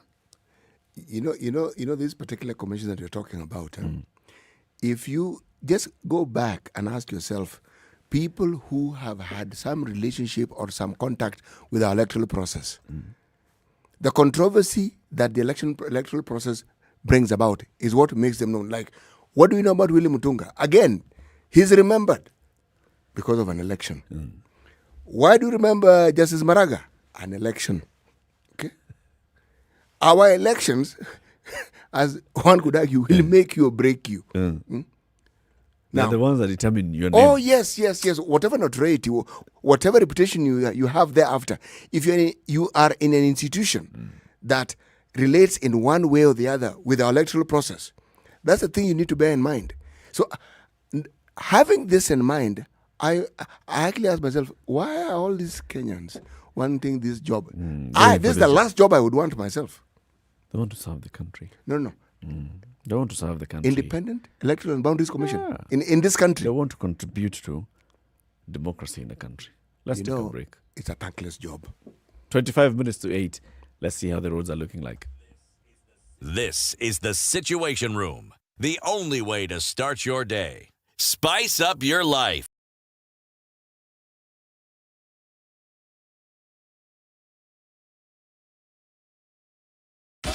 "24/7 around the world, non-stop. This is Spice FM.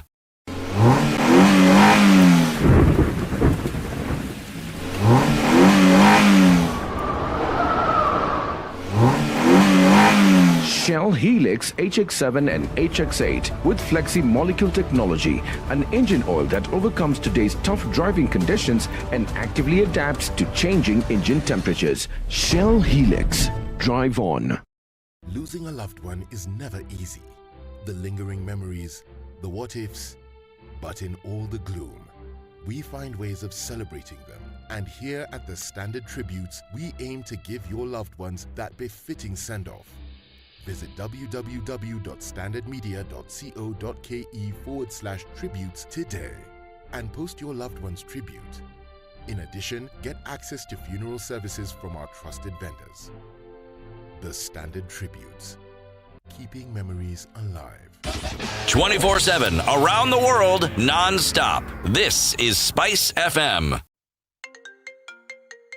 Do your callers frequently ask you what stories made the news headlines?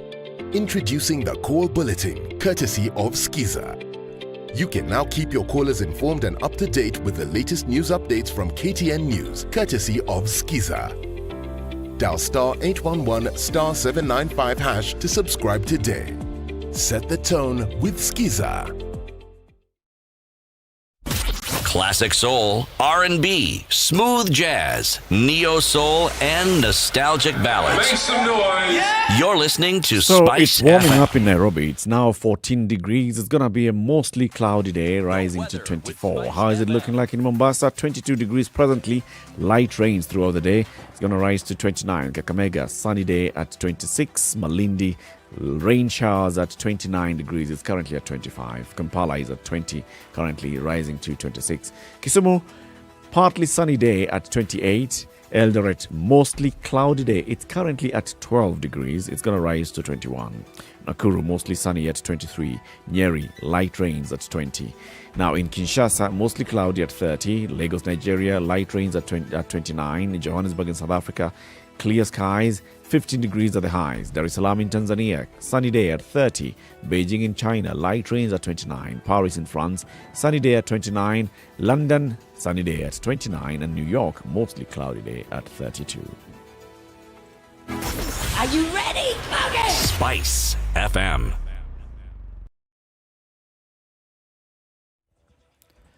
Okay, so it's still looking very much okay in most parts of the city. Mombasa Road coming into town, not bad at all. Even the jam that was there earlier at Mlolongo is easing off. And then Kiambu Road into town, not looking bad. Kiambu Road out of town is not looking bad at all. Jogoo Road both ways is also looking good. Langata Road both ways looking good. Muranga Road both ways looking good. Ngong Road both ways looking good. Westlands, just after the Westlands roundabout going towards James Kishuru, well, there's construction work going on there, so expect some little bit of snarl up, as well as the Chiromo Road coming towards the CBD because of the construction as well. Just expect some issues there. Otherwise, all other roads, including Kangundu Road, moving well. Eastern Bypass is okay. Southern Bypass is okay. All bypasses are fine. Anything that you think we should report, Spice FM KE on YouTube, Facebook and Twitter, or 40127 on SMS. Sugar and spice and everything nice. Everything nice. Spice FM. Spice up your life. Mature, intelligent talk every morning. Spice up yourself.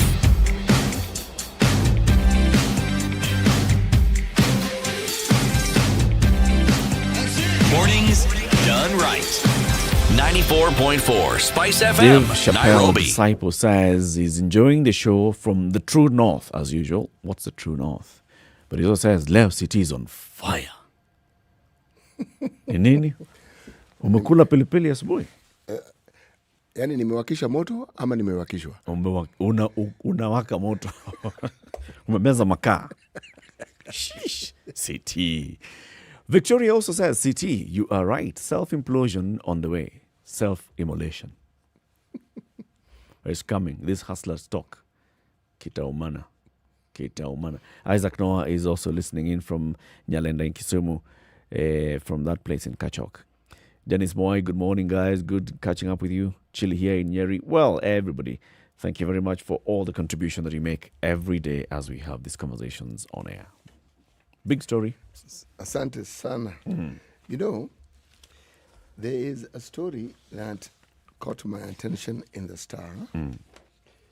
Let me read it out.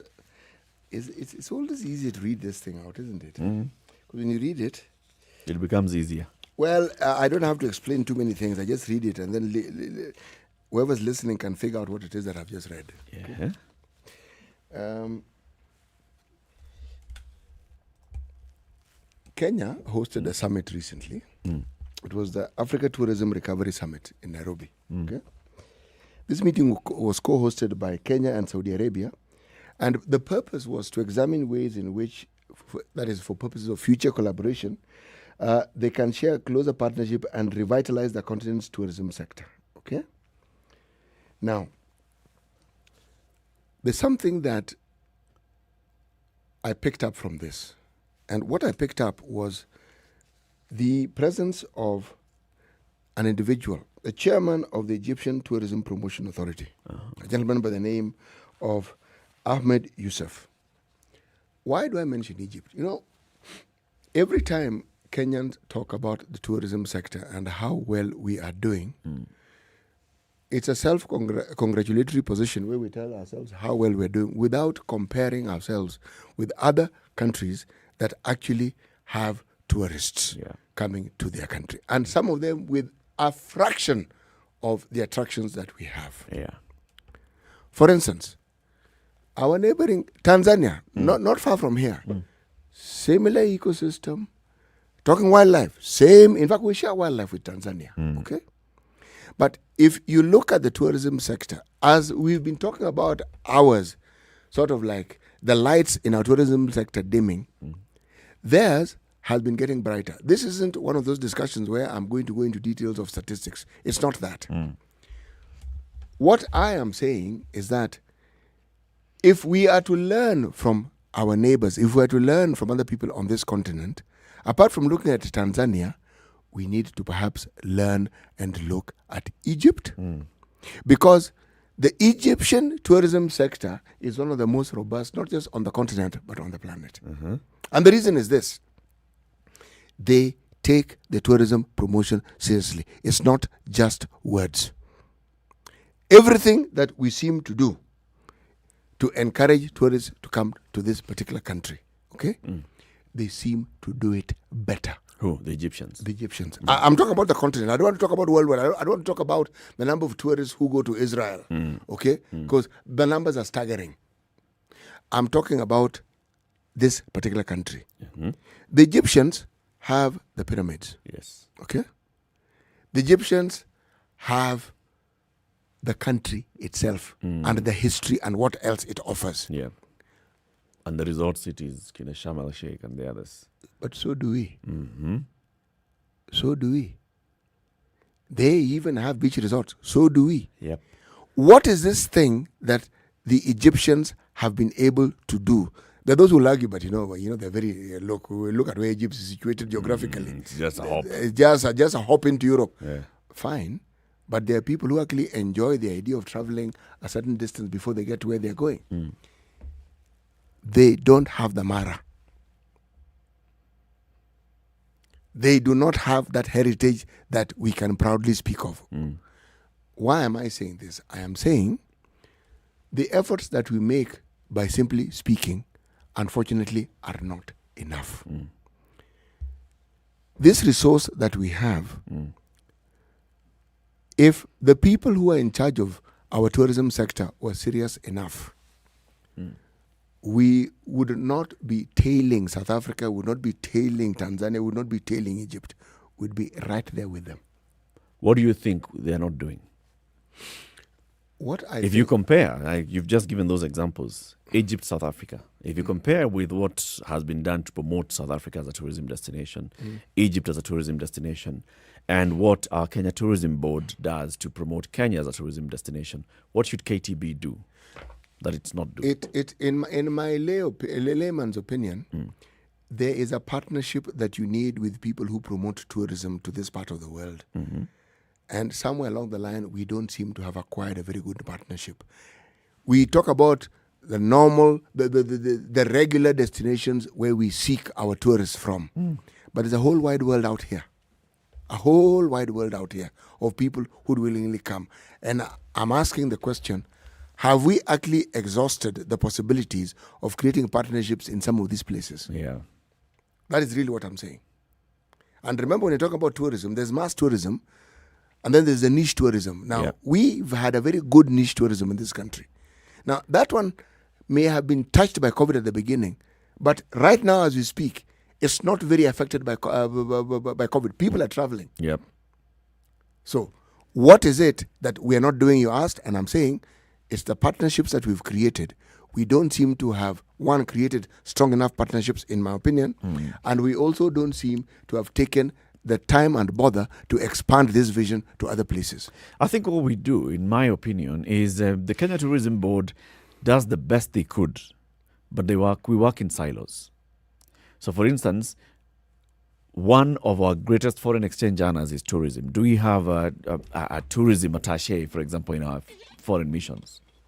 I don't know. Somebody who's there, not just a commercial attaché looking at bringing FDI into the tourism country. specifically. Tourism specifically, who looks at how to promote Kenya as a tourism destination, working in conjunction with the Ministry of Tourism and the Kenya Tourism Board.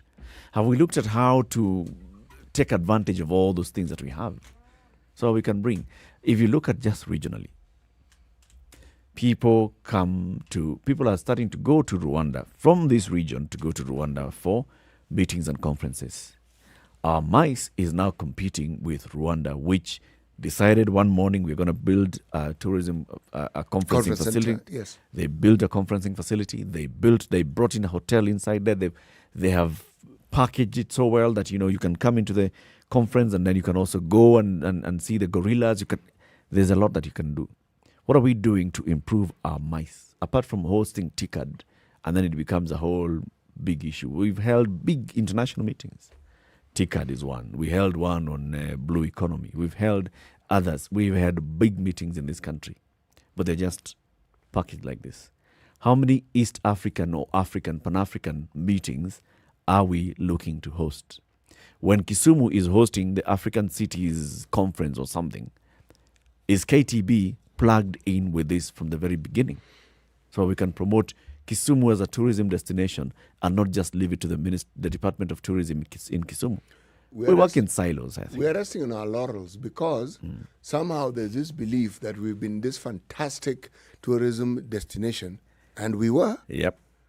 We most certainly were. But that seems to be the position we were, and we are. People know Kenya. Yep. Our athletes do an excellent job of advertising Kenya. Yep. Okay? Our animals on their own without KTB do a very good job of advertising Kenya. All right? But now, connecting all this, what I'm saying is the resources that would enable an organization that's in charge of tourism to ensure that they milk it to the core exist. And all I'm saying is it hasn't been milked. Yeah. We are not exploiting it to our full potential. No. It's our structure. It's the structure of our politics and the structure of our government.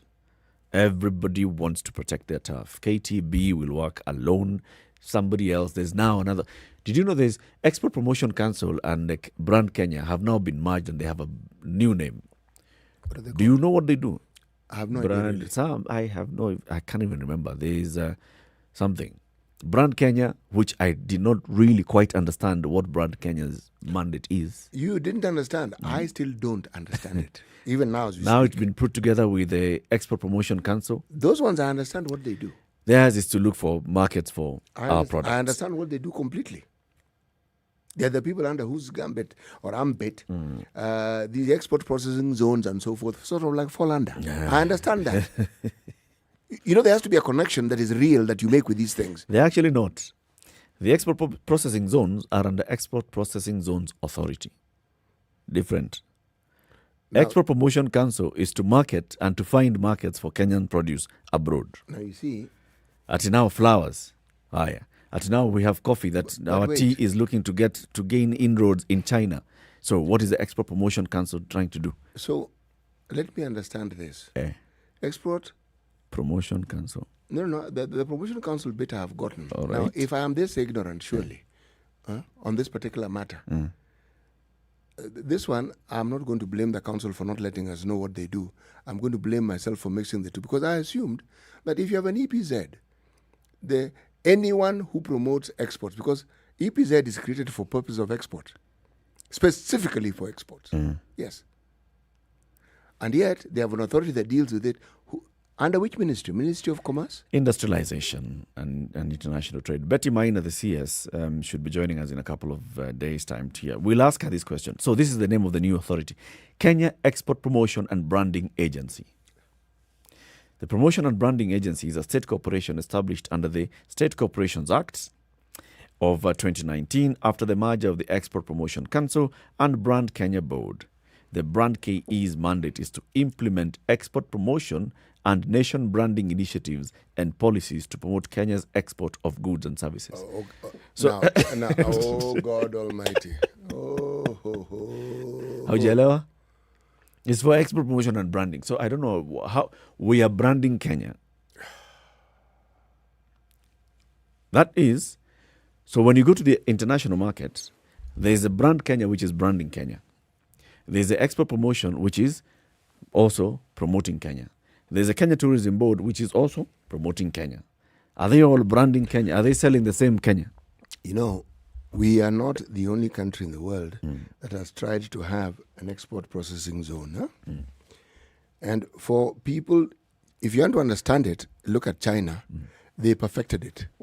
They brought the whole idea to its logical conclusion. They became the manufacturing hub of the entire planet. Okay? Now, why? Sri Lanka had the same facilities in their country. Malaysia has had it. Now, we also made our attempt. And with AGOA, we had a very, very good opportunity to do precisely this. Yeah. Now, if we have all these organizations, and they all seem to be doing the same thing with a slight difference here and there, now you tell me, who will actually be in charge of our exports? Again, for avoidance of doubt, CT, when you talk about EPZs, they fall under a different, still under that ministry, but there's the Export Processing Zones Authority, established under Cap 517 of the laws of Kenya. The authority's mandate is to promote and facilitate export-oriented investments and to develop an enabling environment for such investments. The EPZ authority is a state corporation. The authority is provided with general direction by a board of 15 members.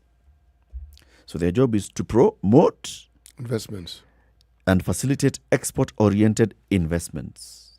Come and invest in Kenya, set up for export. Export Promotion and Branding Agency, one is branding Kenya, second is promoting Kenya's exports. Kenya Tourism Board is promoting Kenya's tourism to foreigners. Umelewa? There's a headline here I'd like you to listen and tell me. Headline, page 12 of the Standard. Magoha, end of boarding schools to be gradual. The story also gets a headline somewhere on the front page, all right? Magoha to do away with high schools. So those are two headlines. Tell me what you understand. Magoha to do away with boarding schools, and then the other one, inside story, end of boarding schools to be gradual. Oh, since Magoha is the limelight, why don't I throw in one before I answer your question? University of Nairobi reforms open new Magoha Kiama battlefront. So Magoha is in the news. Okay, let me deal with your question. So this one, if you look at this story, boarding secondary schools will be abolished gradually, according to Education Cabinet Secretary George Magoha. He is rejecting a proposal for the immediate closure of institutions. He has also said it will be impossible to abolish the 4,000 boarding schools at a go, but that the state will adopt a policy that will see new ones at day schools. This will eventually see an increase in the number of day schools. To quote him verbatim, there is no plan to abolish them, but there is thinking in that direction. There has to be a gradual process. Maybe new startup schools will be day schools. But also listen to this. But Magoha said yesterday in Mombasa during a workshop for education officials, it has never been a policy to abolish boarding schools. It is not an issue to bother at the moment. What is this storytelling thing? Are we abolishing boarding schools? Has it never been a policy to abolish boarding schools? Are we moving away with... Is Magoha doing away with high schools? What we... let me interpret it as best as I can. Yes. What we are being told here is simply this. That there are many discussions that are taking place in the Ministry of Health. Education.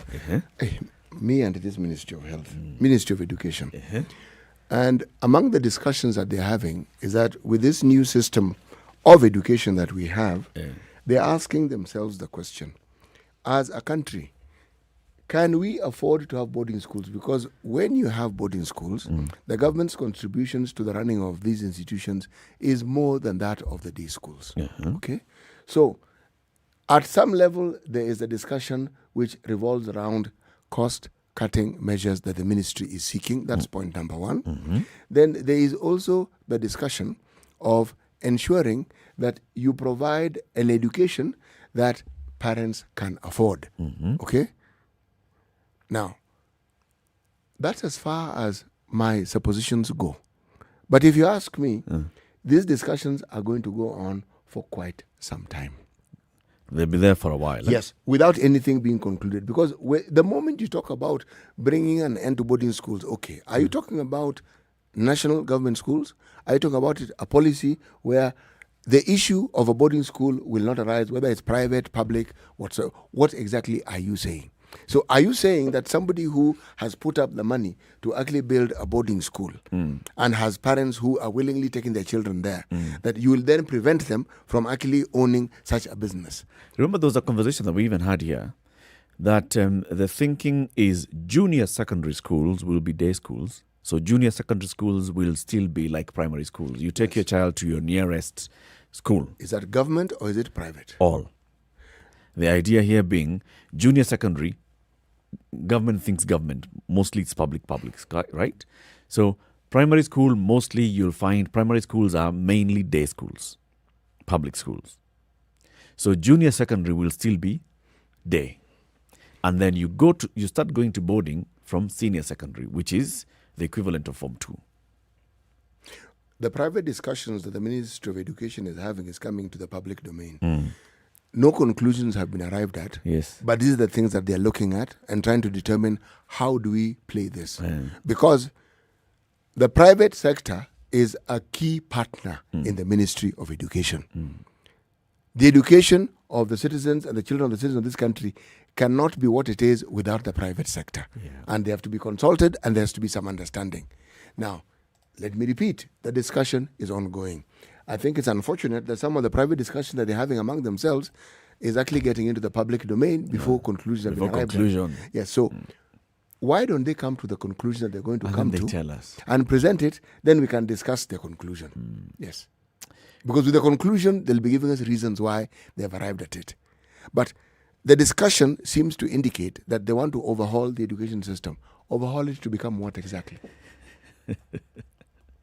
Maybe it's a reporting issue, especially in this particular story. Those headlines have confused me. Let's take it as a reporting issue. Wambogonda Gadhua is enjoying his holiday, I'm thinking, but has sent us a photo. This is on the way to Diani Beach. Can you see that? Yes, cattle grazing, some jualas here and there, some heap of garbage here and there on the way to Diani Beach. I'm assuming that this is in Ukunda, heading towards. Could very well be. Right? So he says this is an eyesore to tourists. It's an eyesore to everybody. We just have cattle grazing there, and there's a lot of garbage that's strewn all over, and this is on the way to. Come on, we shouldn't be having this. Keep it right here. In the next hour, we talk about a polio vaccination campaign. Good morning. It's now 8 a.m.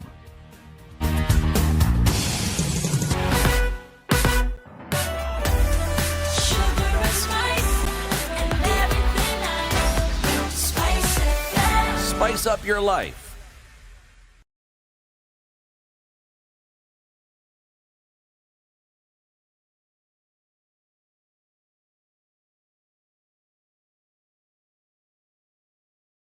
This is Newswire. I'm Dennis Aseto.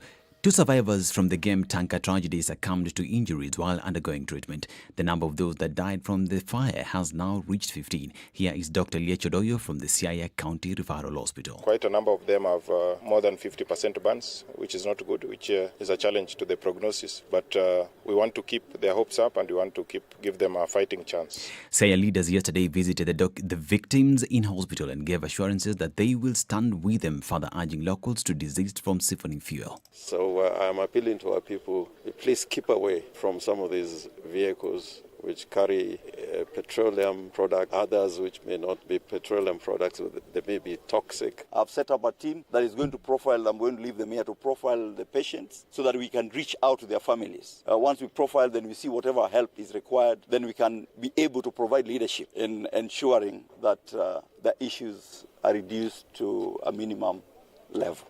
History was yesterday made as Lamu Port flagged off its maiden transshipment vessel destined for Saudi Arabia. The port of Lamu, which will be used as a transshipment port, is expected to improve the economy of the island. Meli ilipopitia Mombasa imebeba makasha pale. Zile ni container ambazo zimebeba cut flour imetoka huko Nairobi mpaka hapa. Hii kumaanisha kwamba hii biashara ya meli sasa imenoga. We are looking forward to having major now opening again in the next 3 months because we have now ordered equipment, everything now is ready. We are talking to many shipping airlines so that they can use this port.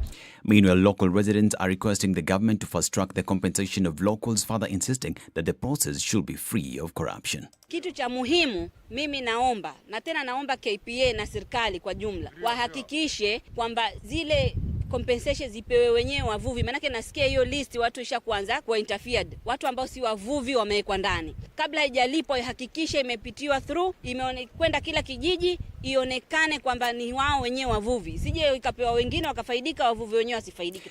Sabaot Council of Elders in Trans Nzoia County has opposed the names of members of the task force that will evaluate public land in the county. Council member John Kapkomu said the appointments violated the constitution's requirement of public participation and that they would present their grievances to Parliament and the judiciary. Tumepitia list under the title kwamba ni task force ya kuangalia mambo ya public land in Trans Nzoia County. Hiyo list imekuwa ni ya jamii wawili. Trans Nzoia ni cosmopolitan area ya Wasabot. Najua hii ni watu wameumia tangu ukoloni. Na tunaona inaendelea tena kukua ukoloni mambo leo. Ni mzuri viongozi waangalianga mambo kabla kutenda. Hata hii task force kuna public participation. Mambo ya mashamba ni very emotive. Mashamba ni maisha, sio kitu ya kuchezea.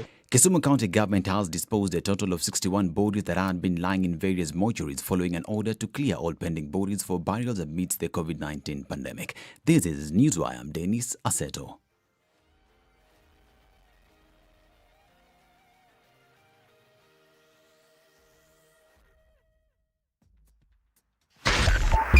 .5 Spice FM, Kisumu.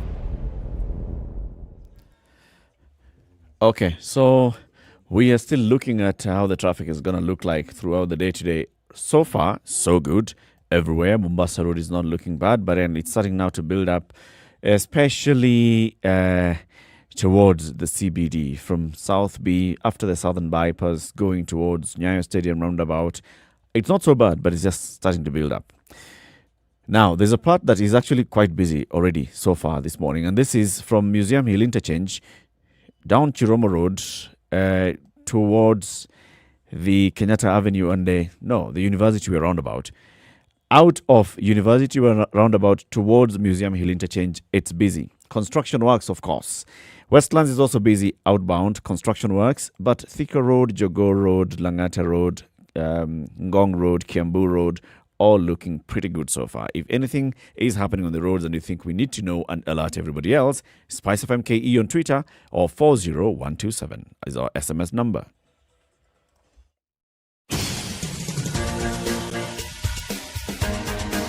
This is The Situation Room, the home of hard-hitting political commentary and penetrating insights about the state of the nation. This is a talk radio experience like no other. The Situation Room, a place for hard truths, debates, and elevated conversations. The Situation Room, witty, political, engaging, deep, controversial. In the room, we have C.T. Muga, researcher, academic, seasoned political observer, a fountain of wisdom in these politically uncertain times. Ndu Oko, Nigerian by birth, Kenyan by choice, communications expert, Pan-Africanist, a truth seeker and believer in people power, and Eric Latin, agent provocateur, the man in the chair, seasoned journalist, news hound, a man who believes in punching up, not down.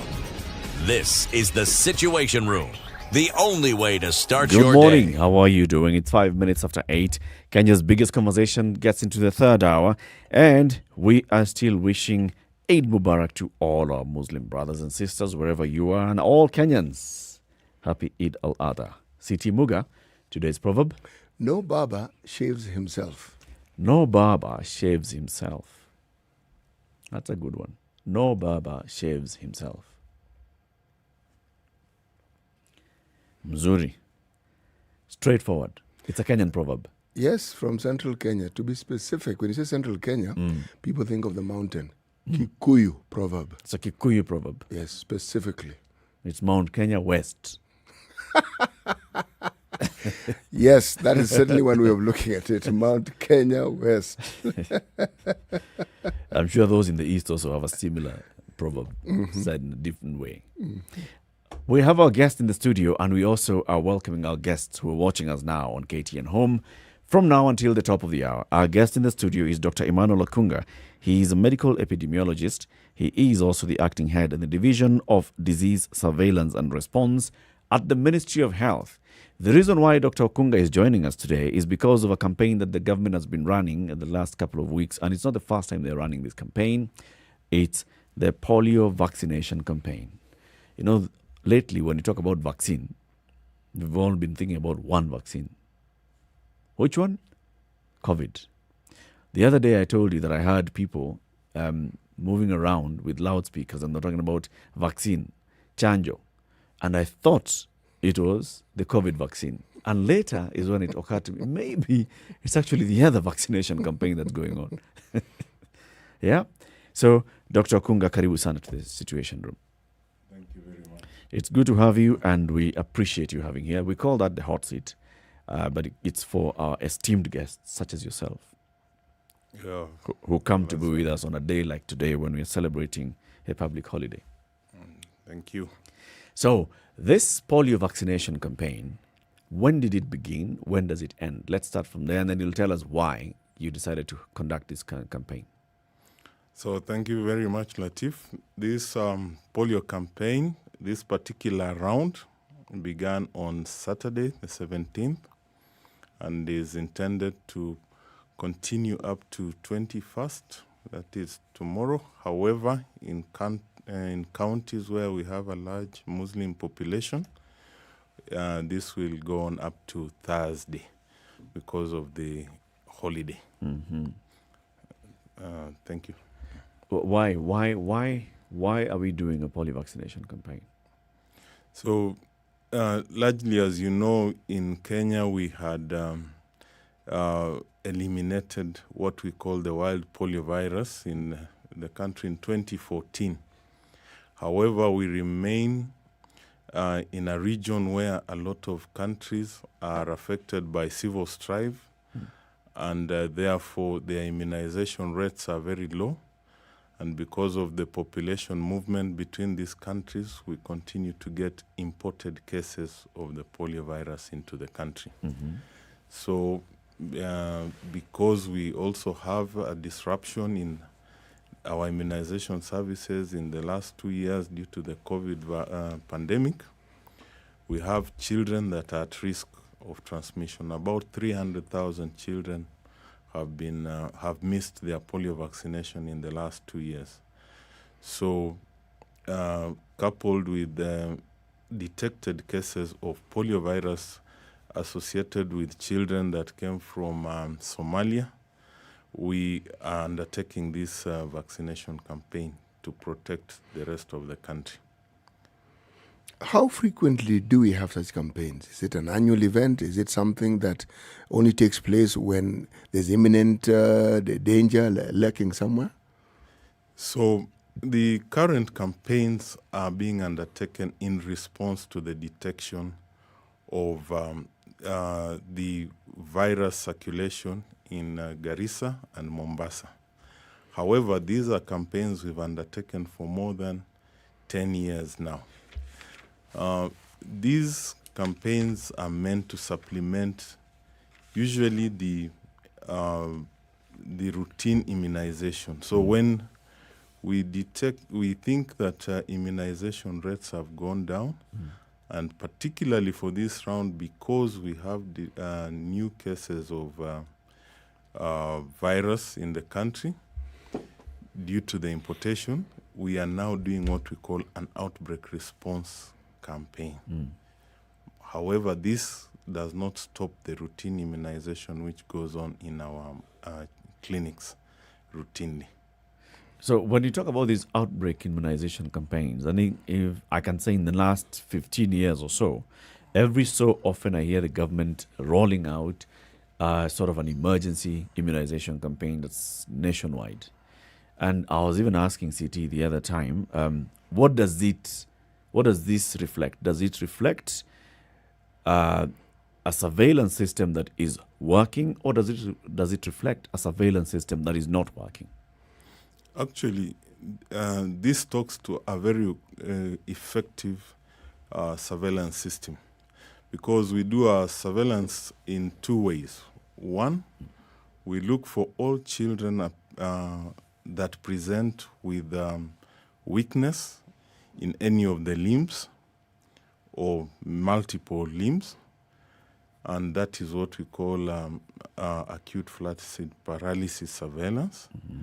But we also have surveillance sites that are based on our sewerage system, and we have about 17 sites in the country.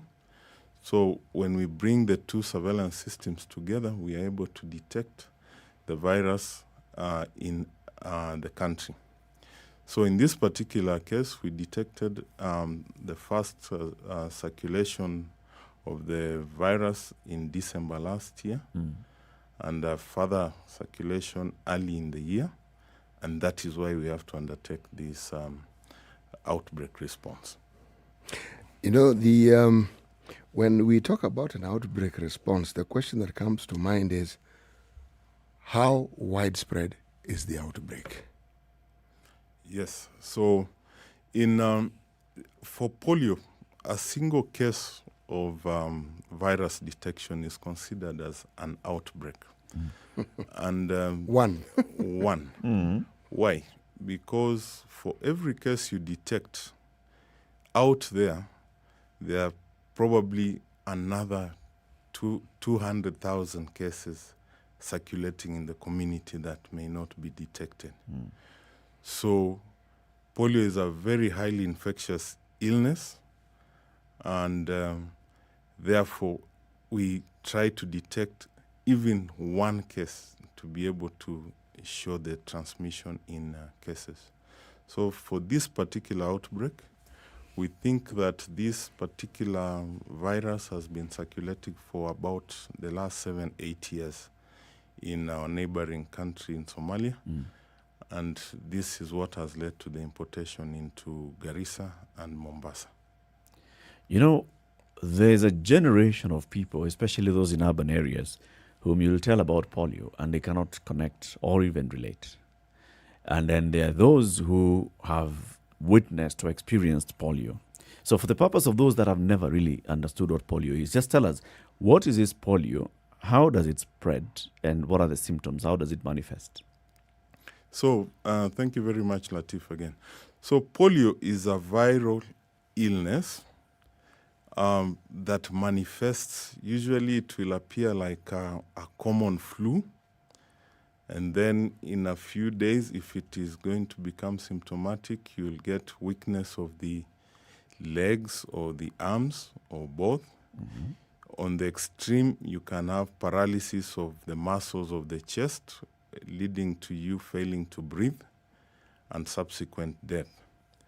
So the majority of people that get polio infection do not show any symptoms. However, the ones that show paralysis, a number of them will get cured. However, and this is where our biggest challenge is, a number will have polio paralysis that is lifelong. And that is why you see a number of people walking with crutches. As they say, immunization is its own enemy, because when you succeed, people see fewer cases, and then they forget that the illness existed. So in our current situation, we see fewer people with polio paralysis because of the success of the immunization program in this country. And that is why we have to remain vigilant all the time. How does it spread? So polio is spread through contaminated stool, stool contaminating water or food, and mainly it is spread within children because of their habits contaminating the soil around the homesteads and then playing in the same areas. Then that is transmitted through the hands and fingers to the mouth. That's what we call fecal-oral transmission. Let me ask this question, Daktari. For the longest time, I have understood that polio vaccination is a normal undertaking that is provided for children. Yes, that is true. Yes. CT Muga. Yes. And we give polio vaccination at birth, after 4 weeks, another 4 weeks, and another 4 weeks. So we give polio vaccination routinely in our routine, in the immunization schedule. So we are saying all the children who are born in this country are entitled and actually do receive that vaccination every single year or every time the children are born. Yes, so it is a requirement for all the children born in this country, unless there is a very peculiar medical contraindication, to get polio vaccination at birth, after 4 weeks, another 4 weeks, and another 4 weeks. Now, this does not happen to all our children in this country for various reasons. There could be reasons around insecurity in certain areas. There are reasons about religious sects that do not believe in immunization. There could be reasons about just parents who do not want to be responsible enough to take care of their children's health. Of course, in other countries, a general breakdown in the health system means that you do not have vaccines available. So even if parents wanted to give their children vaccines, they would not have the vaccines available to them. So those are some of the reasons. And as I'd said before, in our country, usually our polio vaccination coverage is very high. However, in the last 2 years, because of the COVID challenges and people fearing to get to health facilities, we have about 300,000 children that have not been vaccinated. And that is the particular risk we have to protect our country from. So if we say we have 300 children who have not been vaccinated, we are saying that these are children who are now at risk. Yes. That's one. Yes. But we're also saying, if I understand this correctly, is that should they then get infected, we then have an unfortunate situation where polio could actually spread at a rate that we may have difficulties containing. That is exactly the position. And that is why we have to intervene very urgently. And this is something that is monitored all the way from WHO headquarters down to the country. However, the primary responsibility is for us as a country to prevent the same. Has there ever been a time in this country when we had said, we are done with polio, because I remember the campaign to kick out polio. I remember that campaign very well. But was there a time when we sat back and said, you know something, we've got this under control and it's no longer an issue? Actually, Kenya was declared polio-free in 2019, 2018, 2019. And so we do not, actually our last local polio transmission was in 2014.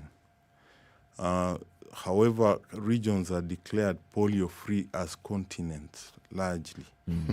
However, but individually, we as a country, we've been declared polio-free from 2019. So the risk to this country is from outside. It's external. Why do they do it continentally? Why is it in a continent? Why not just look at the country and its health situation? Yeah, because the country is not divorced from its neighbors. So so long as you have polio transmission anywhere near you, you remain at risk.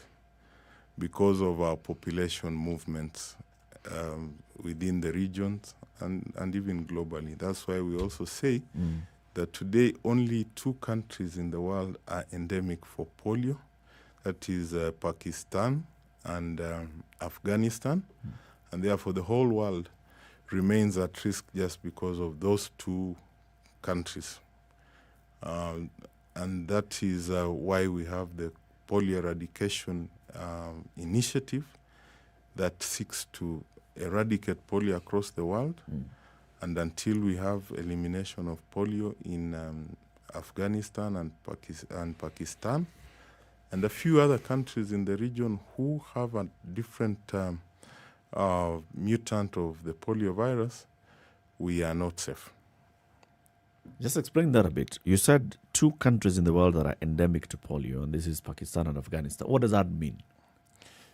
So when we say endemic, it means that the disease transmission is continuous. The virus circulates within the country routinely, as opposed to a situation like ours where you get outbreaks, upsurges of cases sporadically.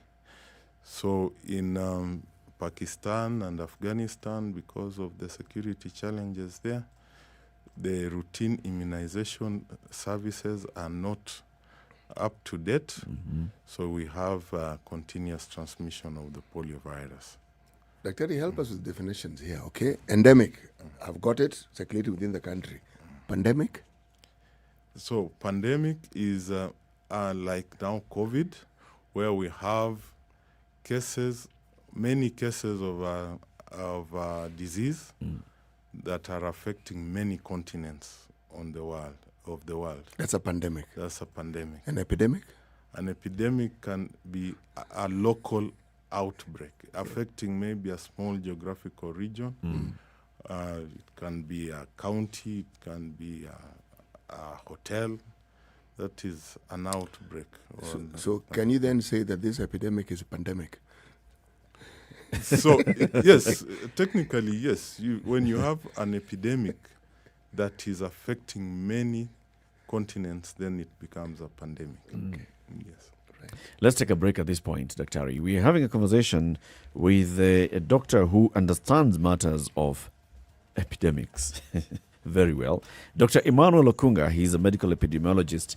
He is the acting head of the Division of Disease Surveillance and Response at the Ministry of Health. The Ministry of Health kicked off 17th of July up to tomorrow. There's a polio vaccination campaign happening across the country, and some parts where there's a dominant Muslim population, because of today's holiday, it's going to be extended up to the 22nd. That's what he said, Dr. Yes. Yeah, up to the day after tomorrow. So why do you need to subject your family, your children, to the polio vaccination campaign? What's the importance of this? That's what we're discussing this morning with Dr. Okunga. Keep it right here. We are live on KTN Home, on SpiceFM, and online. We'll be back shortly.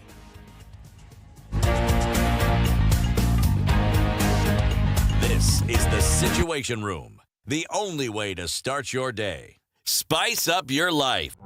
Thank you. The political class, the contestants, everybody is trying to outsteal the other. Remorse is not taught in any school. Manners is something you get from your mother. You don't get it from your political party. Why are we so unfocused as a country? Why are we spending money and resources? Yet we have real challenges in this country. This coronavirus pandemic should teach us one thing, that universal health care is critical. Because at this point, whether you have a medical card that covers you, it doesn't matter. It doesn't matter. This is the Situation Room, the only way to start your day. The weather with SpiceFM. It's still warming up in Nairobi, but slowly. It's 8:30 and it's 14 degrees Celsius in Nairobi. That is very cold. Temperatures are going to rise to 24 later today, but it's going to be a mostly cloudy day. Mombasa is light rains throughout the day for you at 29. Malindi, rain showers through the day for you at 29 as well. Kakamega, sunny day at 26. It's currently sunny in Kakamega at 19. It's also sunny and partly sunny in Kisumu at 19, gonna rise to 28. Mostly cloudy day in Eldoret at 21. Nakuru, mostly sunny day at 23. Nyeri, light rains at 20. It's currently 13 degrees Celsius in Nyeri. Very, very cold for you there. Kinshasa, mostly cloudy day at 30. Kampala, mostly sunny day at 26. Lagos, Nigeria, light rains at 29. Johannesburg, South Africa is clear skies at 7 degrees presently, rising to 15. And Dar es Salaam in Tanzania, sunny days at 21, going to rise to 30. New York, mostly cloudy day at 32. Sunny day in London at 29, and sunny day in Paris as well at 29. Good morning.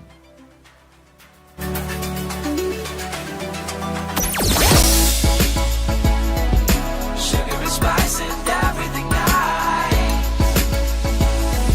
Spice FM. Spice up your life. It's a public holiday, and that's why if you want to go anywhere, this is the best time to actually leave. You'll enjoy the roads because roads are pretty clear this morning. The only place that there's an issue is where the expressway construction is taking place, and this is at the Museum Interchange coming down to the University Roundabout. Actually, University Roundabout outbound towards the Museum Hill, and also inbound, it's looking quite busy. As you get to Westlands after the roundabout, heading towards a ABC place, James Gishuru, it's going to be busy as well because there's that construction going on. The other area that you need to just think about is Bunyala Road, heading towards Haile Selassie roundabout. It's also busy. The way towards Nyayo Stadium is not looking so bad. In Akiba Estate, the road that comes out, that's a Popo Road. It's also not looking so bad. Mombasa Road, it's okay.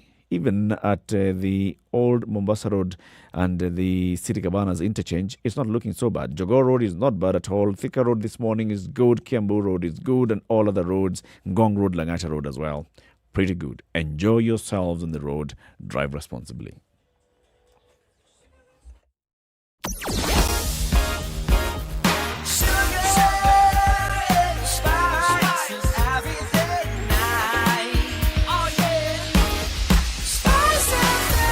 Spice up your life. Mature, intelligent talk every morning. Spice up yourself.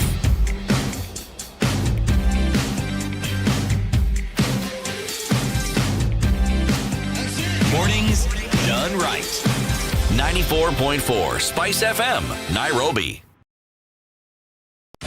24/7 around the world, non-stop. This is Spice FM. Hello. Halo, umesikia? Nimesikia nini? Hujasikia habari? Hebu acha nikuambie. Kile kimetokea. Hello? Hello? Hello? Don't wait for hearsay. Dial star 550 star 2 hash to read the Nairobian e-paper from the convenience of your mobile phone for only 20 shillings from your telecom line and stay up to date, the hottest talk of town with no additional charges. Mature, intelligent talk every morning. Spice up yourself. 8:30, Kenya's biggest conversation continues. In the Situation Room with you this morning is Eric Latif, CT Muga, and our guest this hour, Dr. Emmanuel Okunga. He is the acting head, the Division of Disease Surveillance and Response of the Ministry of Health. This is the third day, or is it the fourth? How do we count? From the 17th, 18th, 19th, 20th. Fourth day, and the penultimate day of the nationwide polio vaccination campaign. For the areas that have a large Muslim population, is going to take place until the 22nd. And that's what we're discussing this morning with Dr. Okunga. So we know that countrywide, Doc, there is always the ongoing polio vaccination. Newborns, 4 weeks, go get the vaccine, the first jab. Then it said 4 weeks later, you get the second jab. 4 weeks after that, you get the third jab, right? So those that have gone through this, and they're still, well, let's say within 3 months old, are they still going to get this vaccination during this campaign? Or who's exempted and who's supposed to get it? So actually, this particular campaign is targeting all children in 13 counties that are considered at highest risk of the polio outbreak. Mm-hmm. And these are counties in Northeastern Province, Mandera, Garissa, Wajir, Then we have counties at the coasts, Tana River. We have Mombasa, we have Lamu. We also have counties in Eastern, Machakos, Kitui. We have Kajiado. Then we have Nairobi, Kiambu. So in total, there are 13 counties that are considered to be at high risk. And all the children, irrespective of whether you've been vaccinated before, shall be vaccinated. And we do so because in additional vaccination just boosts your immune status. But missing out on the vaccination puts you at risk. So because we may not be able to identify every single child that may not have been vaccinated, we vaccinate all the children in the high-risk areas. So the other parts of the country are not being vaccinated, but it's based on the lower risk they are at. However, going forward, around October, November, we may have to expand the reach of vaccination, because this is to fully protect ourselves. We have to do serial vaccination that may have to cover the whole country and even the region, all the countries in the region, so that we can be able to control the outbreak. Because the outbreak is not just in Kenya, it is affecting countries like Somalia, Sudan, and many other countries on the continent. Now, if we are taking this action in Kenya, are we then assuming that our neighbors or the areas that are also affected or have contributed to this situation that we are in are also taking similar action? And if they are not, how productive will our efforts be? Because here we are immunizing, we are making sure that we do our bit, but if the others aren't doing their bit, are we not going to be chasing our tails for quite some time to come? That is true, CT, but as you know, you don't choose your neighbors. However, there is a continental effort to try and synchronize immunization campaigns in the region, and the campaign in October is meant to be synchronized in all the counties in the Horn of Africa region, and this is what will address your concerns. However, the situation in some of our neighboring countries is quite tricky because of the security challenges there. So there will always be immunization challenges, and therefore our risk will persist as long as there are health challenges in our neighboring countries. How is our surveillance structured? You're the head of the Disease Surveillance and Response Division in MOH. How is it structured? How soon does information leave a health facility and come to your desk? Yes, so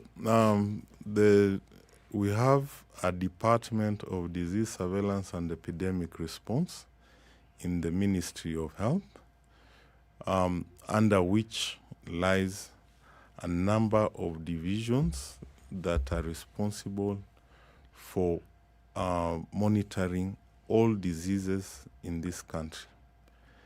And this division is then, this is at national level. At county level, we have 47 county disease surveillance coordinators. At the sub-county level, we have about 300 sub-county disease surveillance coordinators. And in each of our about 8,000 to 13,000 health facilities, we have surveillance focal persons. And then in the communities, we have community health volunteers who are supporting the surveillance function. And beyond that also, communities are able to report in our system. So on a routine day-to-day basis, we have a system of event-based surveillance, where people are able to report into the system at any time, and that information will be captured within the surveillance system routinely. Then we also have weekly reporting into the system. We have monthly reporting and other reporting systems ad hoc. So we are able to detect disease outbreaks or disease upsurges or other events of public health concern almost instantaneously in this country. There is something I'd like you to do for us. Just walk us through this. We are in a county. A county has a total number of 6 constituencies. Then they have wards. Okay. Then there are all these health facilities. Okay. What system do we use? For instance, people visit a health facility. Whatever brought them there is recorded. Okay. It is stored. Now, walk us through. How does all this information then move to the point where they get to, say, the county headquarters and then to the Ministry of Health? Okay, thank you very much, Siti. So as I'd said, there are 2 systems. There's immediate reporting because the reporting is based on the urgency of the condition. So if we had a case of, say, polio, yes, or a case of, say, Ebola, that is something that should be reported immediately, and within 24 hours we should have confirmed that situation or not. So that information will be recorded within our routine record system, but we'll also have a direct telephone communication to the head of the, in fact, to the Director General of Health within 24 hours.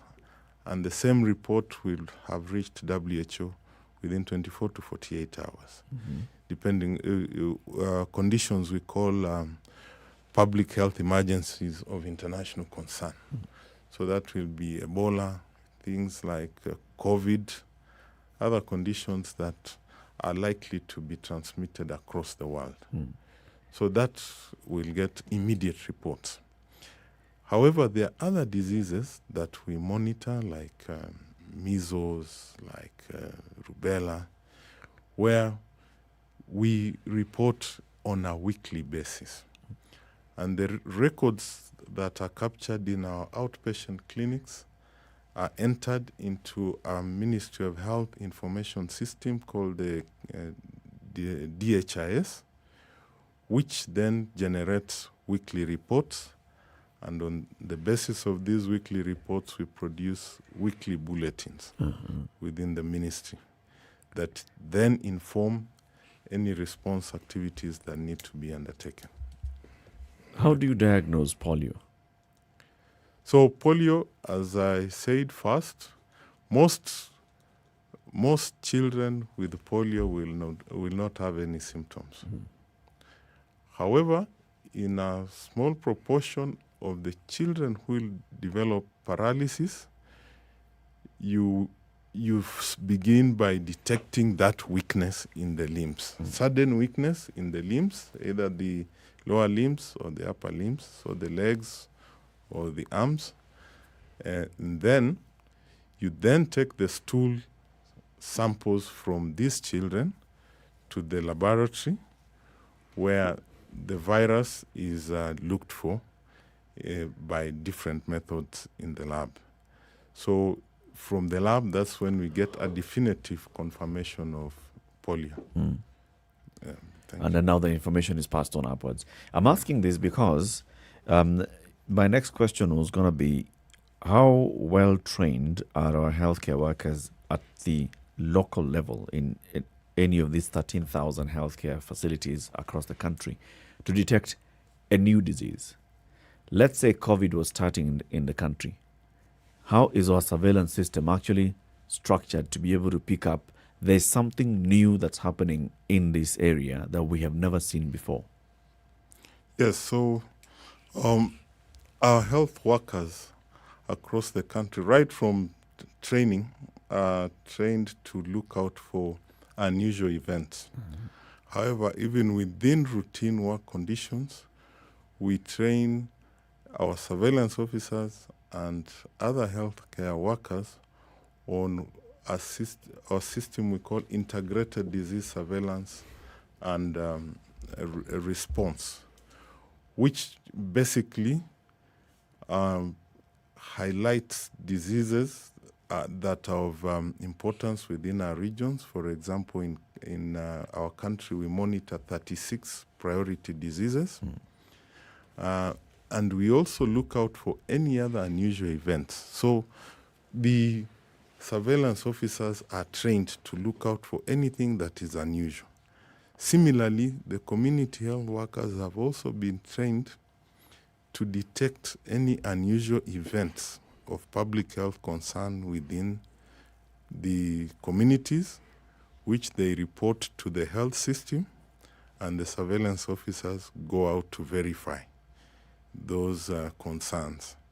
So we think that our system is quite sensitive, and we are able to detect most unusual events real time. I want to ask a question about the community health workers. Now, I take it that the community health workers simply don't focus on polio as the only work that they do other work. Or Yes. do we have community health workers who are designated to specifically work in polio cases? No. Yes. Community health workers actually do a variety of health interventions. And polio surveillance is just one of them. My question is, Dr. Do we have enough? I know health is a devolved function, but from the days before it was devolved, have we ever had a situation where we actually have an adequate number of health workers to carry out these tasks that we require of them? Yeah, of course, we cannot say we have adequate. Adequate is a very relative word, but in our situation, we cannot say we have adequate community health volunteers, because it comes at a cost, both in training and sustaining of the operational facilitation for the teams. A number of our counties have taken up the challenge and have employed adequate numbers of community health volunteers, but we have challenges in a number of counties also, because you require a community health worker for almost every 50 people in this country. And therefore you can imagine the kind of workforce we are talking about, and to sustain them is also an operational issue. So it is work in progress. But you see, where I come from and where I'm coming from and where I'm trying to create the balance, one of the roles that community health workers, voluntary or otherwise, what they perform is they help us in not only the process of detecting and prevention are tied at the hips. So they play a very key role in preventing the proliferation of diseases and so forth. Now, yes, they come at a cost, but my understanding and from where I'm coming from is that a focus on the importance of the role or the work that they do has never been adequate. That's where the inadequacy is, understanding the importance of it. Because if you think back to the days when we had what we call extension workers, there were agricultural extension workers, health extension workers. By the way, this is a favorite topic of mine. I always bring it up. And when I have somebody of high standing like yourself, I will not let the opportunity go without my bringing it up yet again.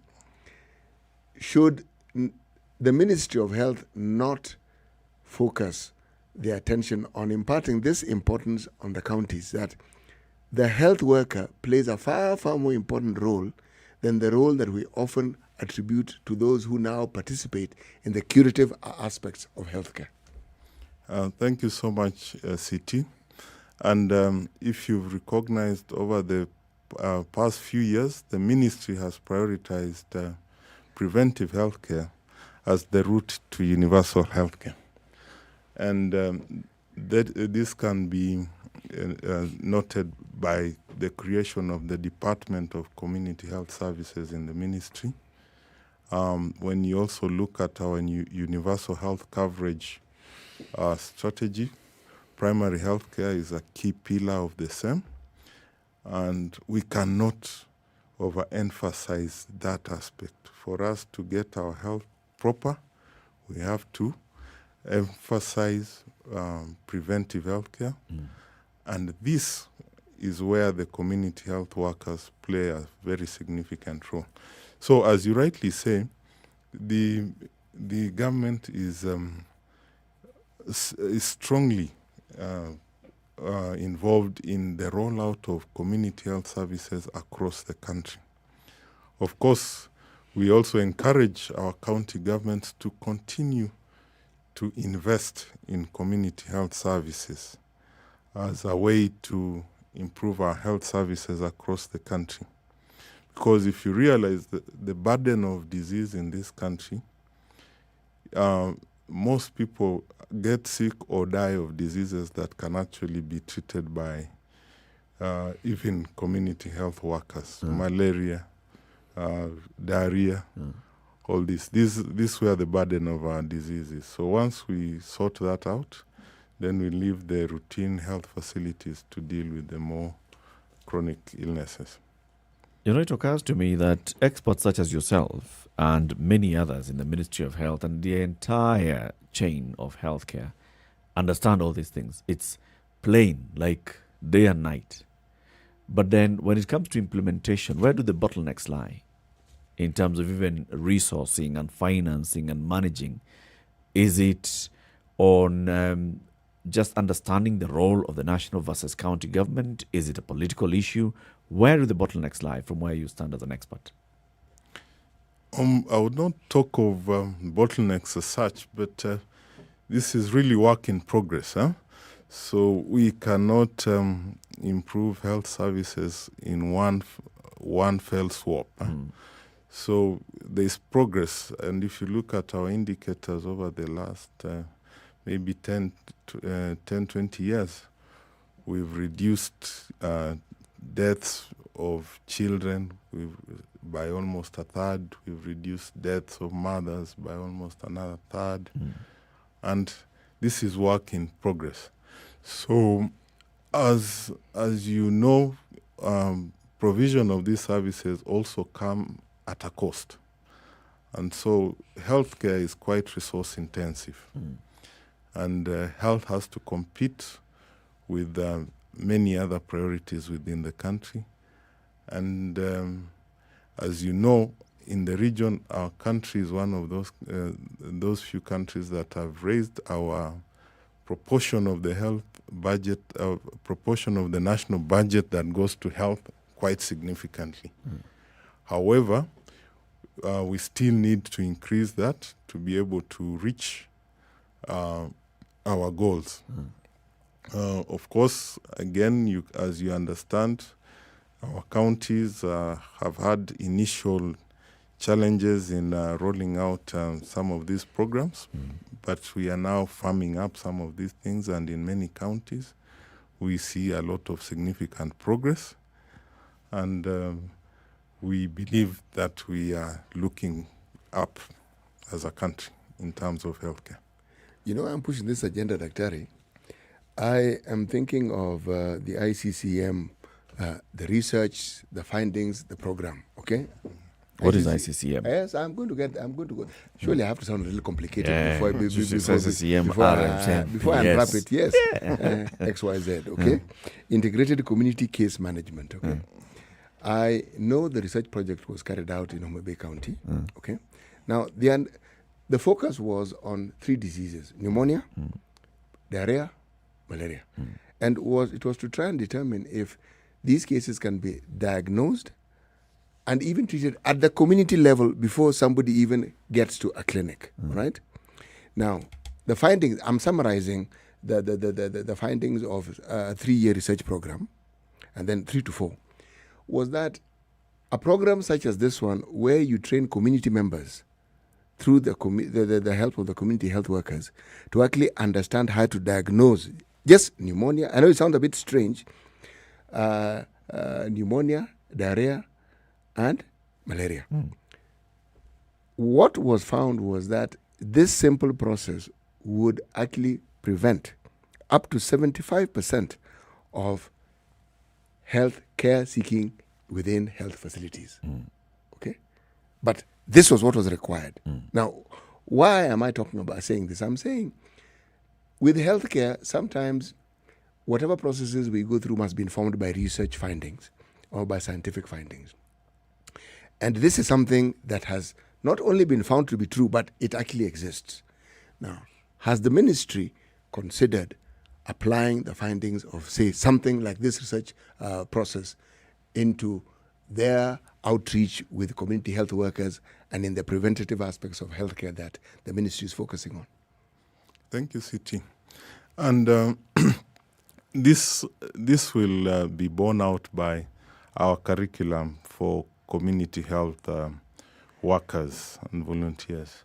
When you look at the content of their curriculum, it is based on the disease burden. And we have what we call lay case definitions for these common diseases that we train our community health volunteers to identify some of these priority diseases. And as you rightly say, those three diseases, diarrhea, pneumonia, and malaria, account for the largest burden of our diseases. However, they can also be controlled by the simplest of measures. True. Diarrhea, by just giving ORS, you're able to sort out, to prevent most diarrhea deaths. Pneumonias, by early diagnosis of pneumonia, which is simple. When you simply look at a child and they're having difficulty breathing, they are straining on breathing, you are able to administer simple medication like amoxil at home, and that will sort out most of these pneumonias. Of course, the other key area that sorts out the pneumonias is encouragement of vaccination. And then, of course, for malaria is bed net use. So these are areas that our community health workers are already trained on, and they can prevent most of our disease burden. My final question wants to focus on financing. You've said, yes, Kenya is one of the countries in the region that has really upped the amount of national budget that goes to health. But also, Kenya is also one of the countries that has really benefited from external support in our healthcare, in HIV, in malaria, in TB, and others, right? And in fact, recently we were having a conversation on, now that the donors have said our program will be coming to an end and we'll start reducing the amount of money and support that we are giving you, then you should start taking that up. How is our disease surveillance and response anchored towards that? Have you been receiving a lot of external support? Are you prepared? Are there plans to start financing more and more own source revenues and own source financing of this? Yeah, thank you. And to talk to that, of course, the ideal situation is that countries take full care of their health care. And there is a commitment on the African continent on what we call the Abuja Declaration, which expects countries to put aside 15% of their national budgets towards health. However, as you know, there are a lot of competing challenges nationally, and this is why sometimes these budgets are not attained. However, the beginning, as we said, is to first emphasize preventive health care. We reduce the burden of disease in the health facilities, then the demand on resources will also go down. The other issue is about reducing the burden of healthcare to the individual, because healthcare can be quite catastrophic to individuals. So the government program of universal health coverage seeks to reduce the financial burden to indigent populations by expanding, for example, the reach to insurance cover. As you have seen, this is a program that is ongoing. Government is trying to expand the reach of persons with insurance cover.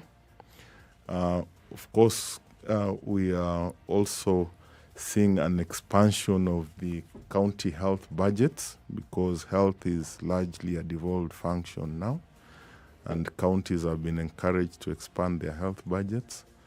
If you look around most of the counties, a significant portion of their budgets goes to health. So I think, again, this is work in progress. And we have, as we go forward, we have to learn to live within our means and to take care of our priorities. And I think this is ongoing. Thank you very much. Dr. Emmanuel Okunga is the acting head in the Division of Disease Surveillance and Response at the Ministry of Health. We've been talking about very many issues on the health front, but most importantly, talking about the ongoing vaccination campaign against polio in 13 counties in northeastern, in parts of coast, in parts of lower eastern, and also in Nairobi and Kiambu. This started on the 17th of July. It concludes tomorrow, and in some counties, especially northeastern and in the coast, it continues until the 22nd. Dr. Asante sana for joining us. Thank you very much, City, and kindly encourage our people in Nairobi to avail their children for vaccination, especially in the gated communities and the well-to-do segments of society. The fact that you are from the high end of society does not protect you from polio. How old must the children be? What's the cutoff age? 5 years and 5 below. years. And below. Asante sana. Yes. Thank you very much. SpiceFM, Nyeri.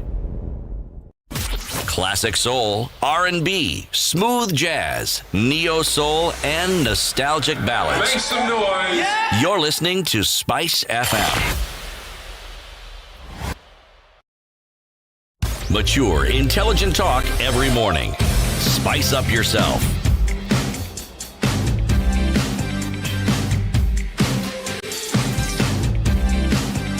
Mornings done right.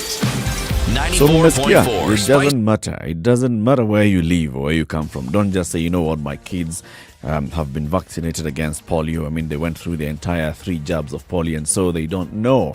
Please, as long as your kids are living in these parts, in Nairobi, in Kiambu, or in these other counties, you're at high risk of them contracting this polio virus. So make sure that they get this polio jab. All right, keep it right here. In the next hour, we move the conversation to the northern part of former eastern province, the eastern region, Marsabit.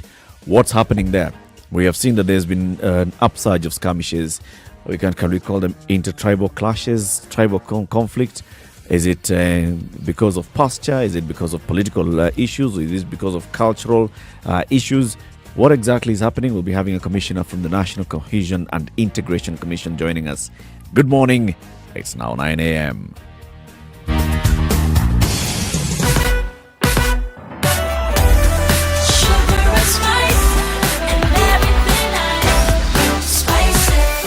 Spice up your life.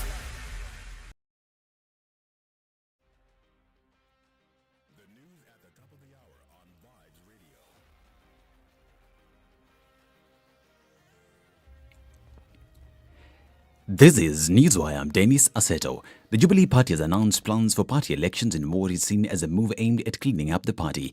For the very first time since the creation of Jubilee, new leaders will be elected from the grassroots to try and revive the party, which has in the recent past seen its members shift to other entities. The changes come at a time some members have asked Secretary General Raphael Tuju and Deputy Chairperson David Murathi to resign following massive losses the party has suffered in recent times.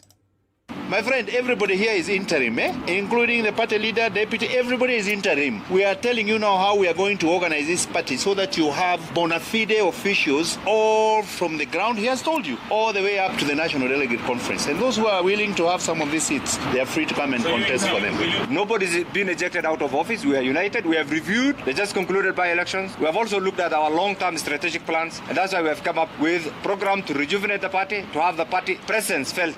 Busia County Deputy Governor Moses Mulomi, who doubles up as the acting Minister of Health, is calling on the residents to have confidence in the services provided in public hospitals. Mulomi said although many residents do not trust public hospitals, they provide better services and have qualified personnel. Mahospitali za serikali ndio ziko na watu ambao wako qualified. Wale ambao ukipata madaktari wamehitimu, clinical officers wamehitimu, nurses wamehitimu, tuko na structure ya kudiagnose magonjwa. So kitu ya kwanza katika matibabu kwa wananchi wa Busia, kitu muhimu ni kudiagnose ugonjwa ni gani. Kwanza, na mimi na itisisitiza watu wa Busia, tupate diagnosis ya kwanza muhimu ya ukweli, ndio ufuatilie kupata madawa.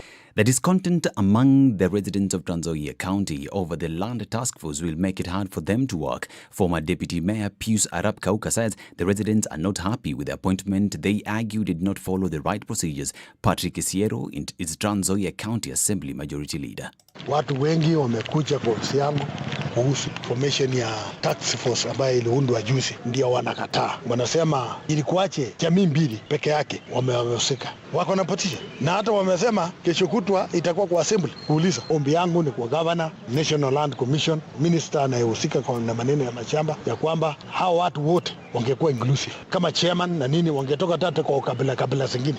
NAD Secretary General Colin Soyu is asking his predecessor Wilson Sosion to stop interfering with the union activities. Speaking in Mugirango North, Oyu urged lawmakers to advise Sosion to refrain from prosecuting NAD affairs, further appealing to the TSC to give priority to teachers who have qualified for many years in the teacher recruitment program that is scheduled to take place across the country. Members of Parliament, tunawaheshimu kabisa. Mkiona mwenzetu who is a colleague as a member of Parliament anajaribu kutuchafua, mwambieni tunawaheshimu nyote pamoja na yeye. We did not pull left, right, center because we want a lot of peace.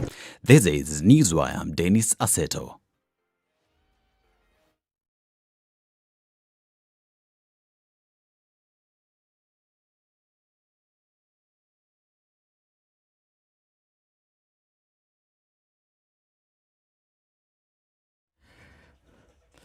So I've been telling you that traffic will start building up in the 9 o'clock hour. And yes, now it's starting to build up, but it's not so bad. Because the only area that I can see some concern is around Mlolongo. We understand that's a way bridge, and then the expressway begins. And there at the place where the expressway begins, there's also a bit of a snarl up. I mean, just slowing down of traffic. At Southern Bypass near Eka Hotel, there's also some bit of an issue there, but also coming towards City Stadium roundabout, no issue, but no, let me come back to Mombasa Road. Nyayo Stadium roundabout, it's fine. Coming to Bunyala Road, fine. Coming to Haile Selassie, fine. Kenyatta Avenue, fine. University Way, okay. University Way, now towards Museum Hill Interchange, that's where some issue starts building up because of the expressway construction, and then also past the Westlands former roundabout, heading towards James Gishuru Road, there's also some issue. Thika Road coming to town and outbound is fine. Jogo Road inbound and outbound is fine. Langata Road inbound, outbound is fine. Gong Road in road outbound, it's fine. Enjoy your holiday. It's a lovely day to be on the road. Enjoy wherever you're going and have fun. Good morning.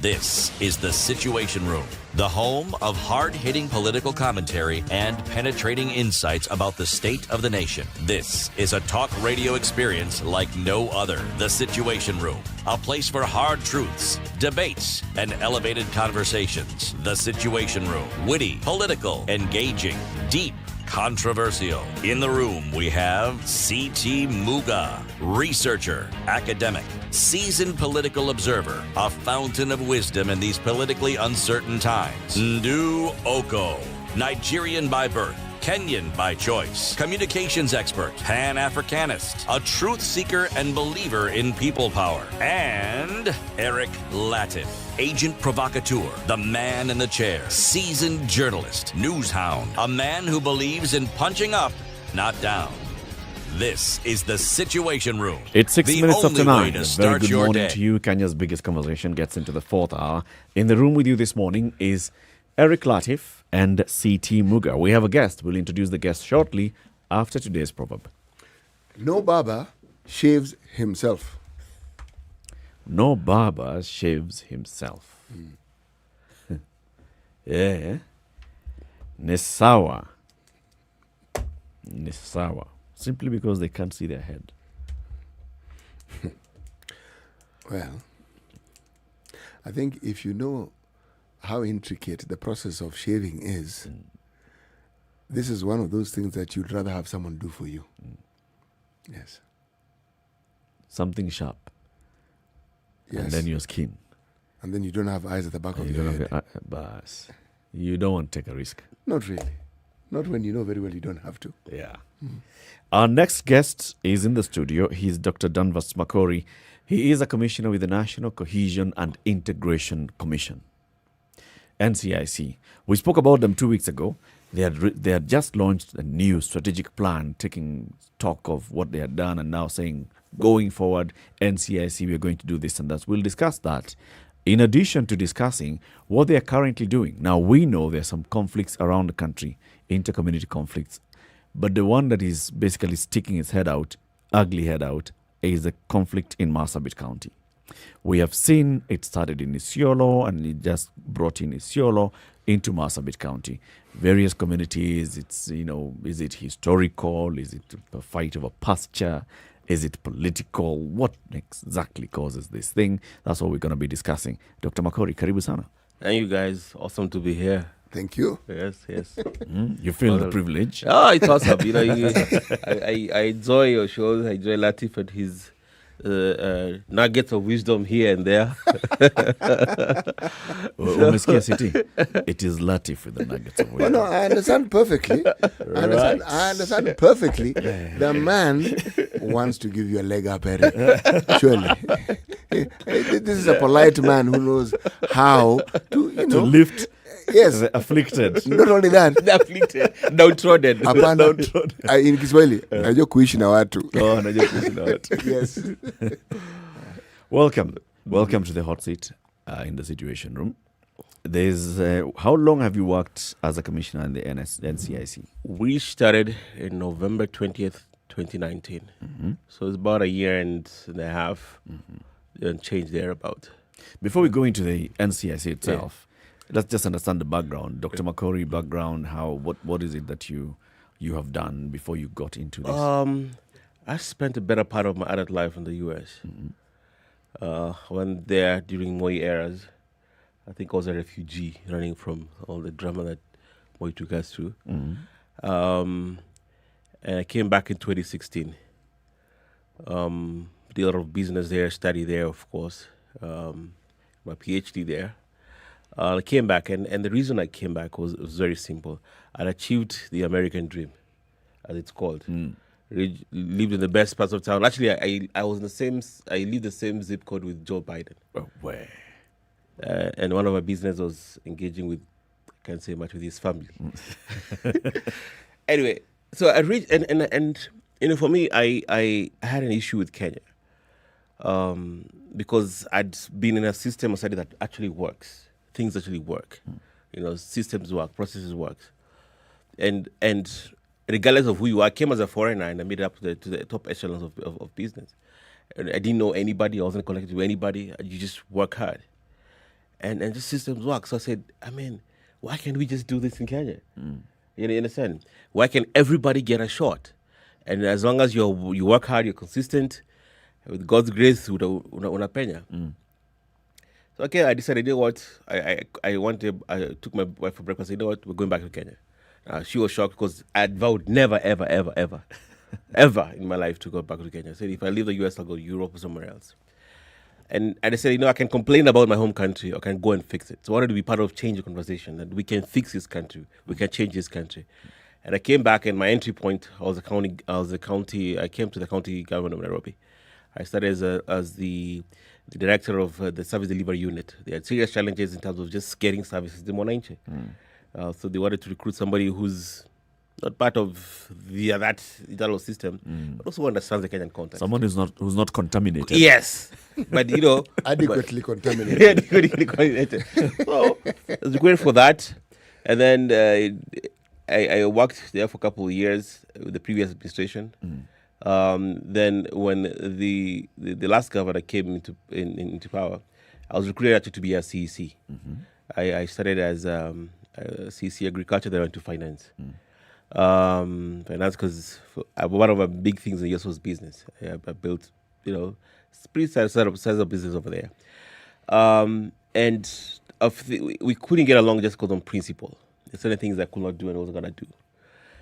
That's the past. But for me, I got a glimpse of how government works in this country, and I said, this is gonna be a tall order.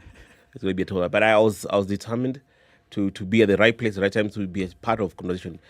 Guys, we have to. I believe that not so much.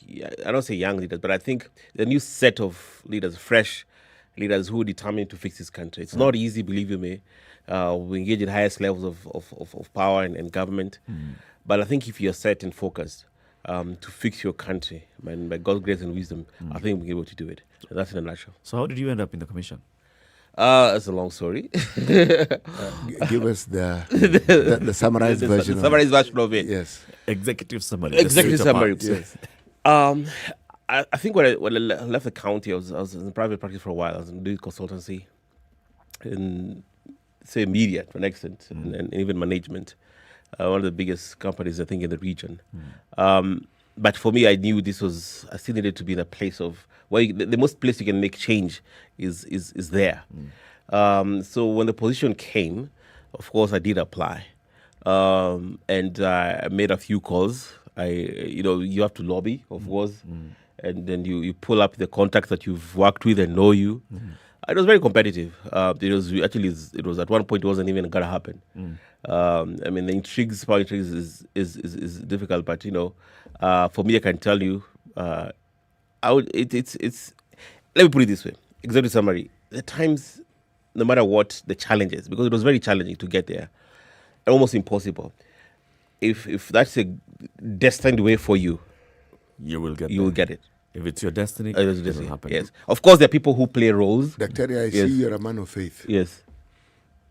I am. Because when somebody talks about destiny with such conviction, that is a person who has a very clear focus on infinity. Yeah. Yes. And they've tested. Yes. And proven. It tried and tested. Aisifuye mvua.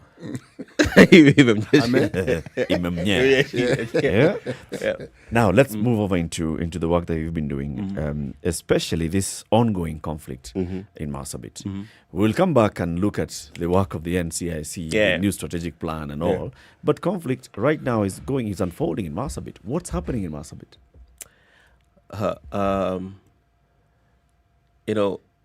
don't think we could give you a context in Marsabit vis-a-vis the country, because Amman is the whole country. We are always from Kerio Valley to Isiolo to Nandi Kakamega. There is no conflict system as complex and as challenging as Marsabit. Right. Okay. So I just want to qualify that so that I can explain to you that. Okay. And in a nutshell, it's pitted between two ethnic groups and families. Actually, it's one family ethnic group, the Boranas and the Gabras. They're stuck with the Rendile now. They're part of this conflict system, and it is the uniqueness about this conflict. Unlike places like Kerio Valley or Baragoi, where it is decades in the making, this is something that's very recent. But it is, I think, the worst conflict we're facing in the country. Why?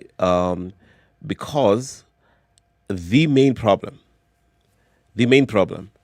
and which is, I can say, the undercurrent, the core, the root issue, is what I call existential ethno-politicization. Okay? Existential ethno-politicization. Okay. Okay? And the reason we coin that term is complex to get a complex and a comprehensive way of describing how they hate one another, okay?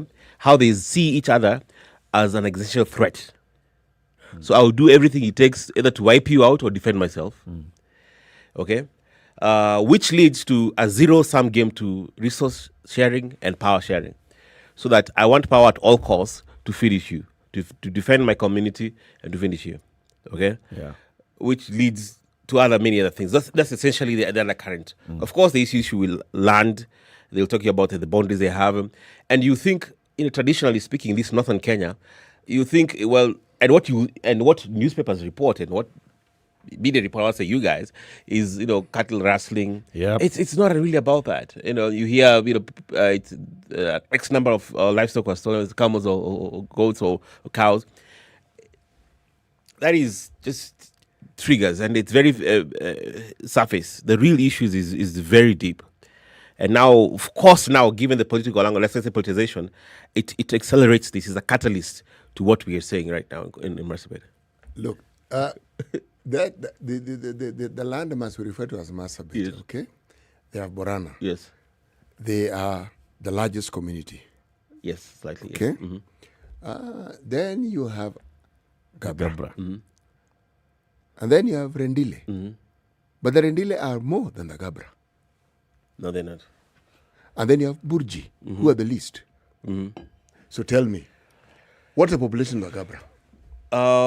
The last census we checked, I'll give a percentage. I think they were about 28%, I think, of population of Marsabit. Rendile? Rendile were much fewer. They're about 11, I'll say 15% approximately. If I check. Burji? 5%. I mean, they're few, even 2%. They're the least. Yeah. Yeah. The Burujis are the least, and they're not. I mean, they're not really involved in this conflict. I mean, they once, I think, a few years back, a few of them were attacked their farms, but they're really not part of this conflict as we see right now. They're neutral actors, and their focus is business. They're not really involved in this conflict too much. I'm going into these numbers. Yes. These aren't communities that started living next to each other last year or the year before that. Very true. They've been living next to each other for the longest time. Yes. They've intermarried. Yes. They've even had cohesion. Very the true. problems that they've had are the problems that neighbors tend to have with each other. Very true. Nothing unusual. Very true. And if you go to any part of this country, you will find that at some point in their history, communities had issues with the others, but which with time were resolved. Very true. Where am I going with this? I'm asking the question, are these problems, are they things that have organically come about as a result of whether it is resources, or is it political, or is it something that is instigated? It's both. I said it's complex. It's what you just said. What you've listed is actually both. It's actually both. It's a combination of all that mix, because in reality, your child or grandchild today born doesn't know to hate anybody. No. You understand? Okay, that is taught. I was in Joro last time when they were killing each other, the Ogieks and the Kipsigis. It's bad, and I told them, if you take a Kipsigis child right now and take them to Kiambu, okay, and they're grown up in Kiambu, and they're told, Kipsigis are bad people, they're evil people, hate them. No, he or she is Kipsigis. Yep. But when they're 18, they will learn to grow and hate who? The Kipsigis. But what is their blood? The Kipsigis. Yes. You understand? What I'm saying is, partly it is taught and instigated by people who are an agenda. You know what is funny? Not only are they just neighbors, the level of intermarry is unbelievable. I mean, they are one family. First of all, Boronas and Gabras are basically one family. They speak the same language. They do. Nobody can tell the difference. They can't tell the difference between one another. Actually, they really can until they say, I'm Borana or Gabra, because they look exactly the same. They talk exactly the same language. You understand? As a matter of fact, a generation ago, they had this, even till today, they have the same clans. So the same clan, you all called in the same clan across both communities. So, of course, they intermarried. So this, as I say, this is something that just came up the other day. Why? Because when I say existential, anthropologization is an issue of supremacy. One group wants to feel superior and supreme to the other. They said, you know what? It's an issue about ethnic identity. We don't want to be part of this. We want to be part of this. We want to be ourselves. And therefore, the other community is the enemy. And those seeds were planted not more than 30 years ago. Actually, as a matter of fact, 20-something years ago. But now we are bearing those fruits. I mean, there's nobody who hates each other in this country. Believe me, we are in every conflict system in this country. As Gabras. It doesn't run as deep as this. No, nothing close. And you're saying Nothing this is close. something that's just about Just the what, other day. this century. No, not this century. Less than 30 years ago. Actually, 20-something years ago.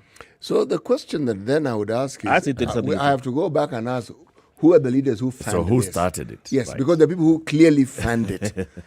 Why do I ask True. this? Okay, Yeah. Our minister for finance is a Gabra. Correct. All right. Yes. The current governor is a Borona. Yep. Right. Now, for you to be elected governor, surely it can't be just a Gabra who voted for you. There's some Boranas who must have voted for you. Yes. For you to have that overwhelming. Rendile, Exactly. yes. Exactly. Yes. So now that you have a situation where we are coming to the end of a term, because this is where my problem comes in. There's been relative peace. But now that we have an imminent election, suddenly issues are flaring up. True. So, the political angle that I was speaking of, I would not have difficulties pointing fingers.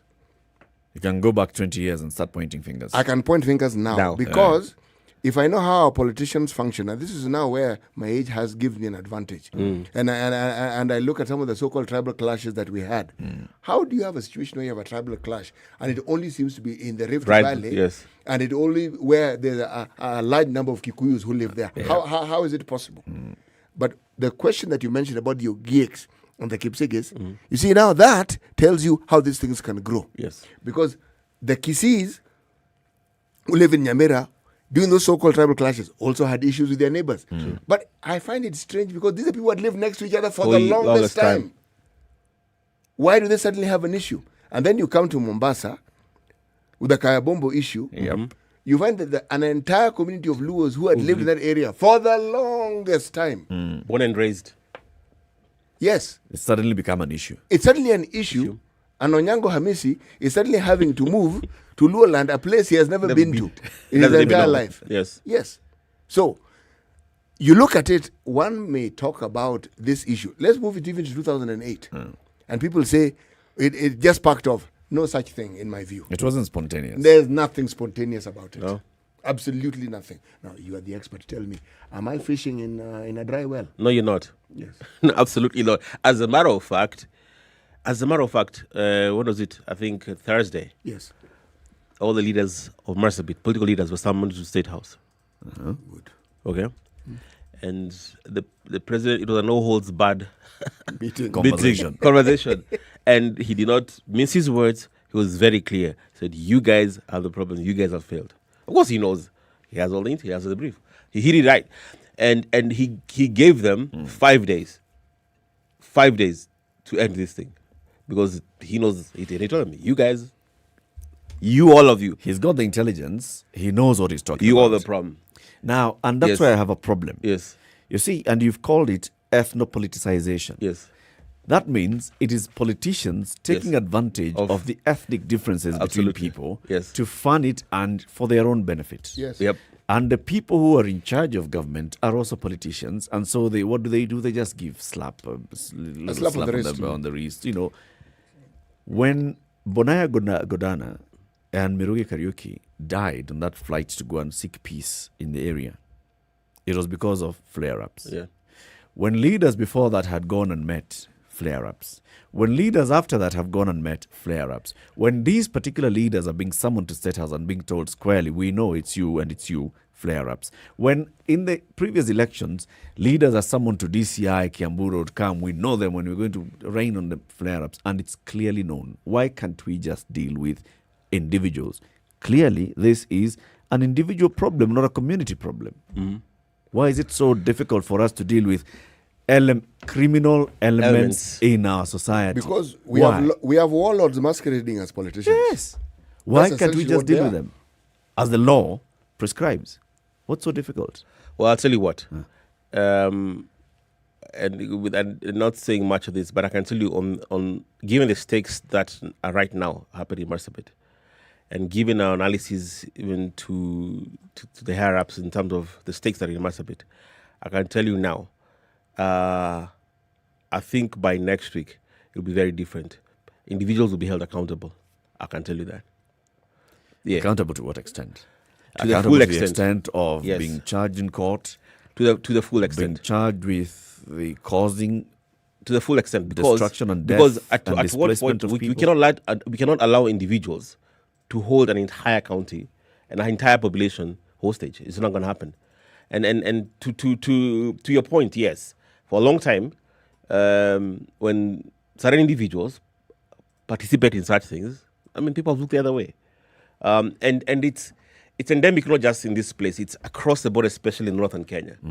I mean, it's still going up. If you draw your line and you go up towards, it's really these communities. For the longest time, the words that you've used, for you to be a politician, I mean, you given the dynamics of these communities and the culture of these communities, you have to look like you're their warrior and fight for them, and all that. So I think for now, we will not allow, and that's why we've allowed dialogue. Giving a dialogue a chance and bring these guys to say, listen, guys, strike this deal. It's for your own good and for the good of the community. But one of the issues in Marsabit, when we I've been there like a gazillion times, spoken to a gazillion people.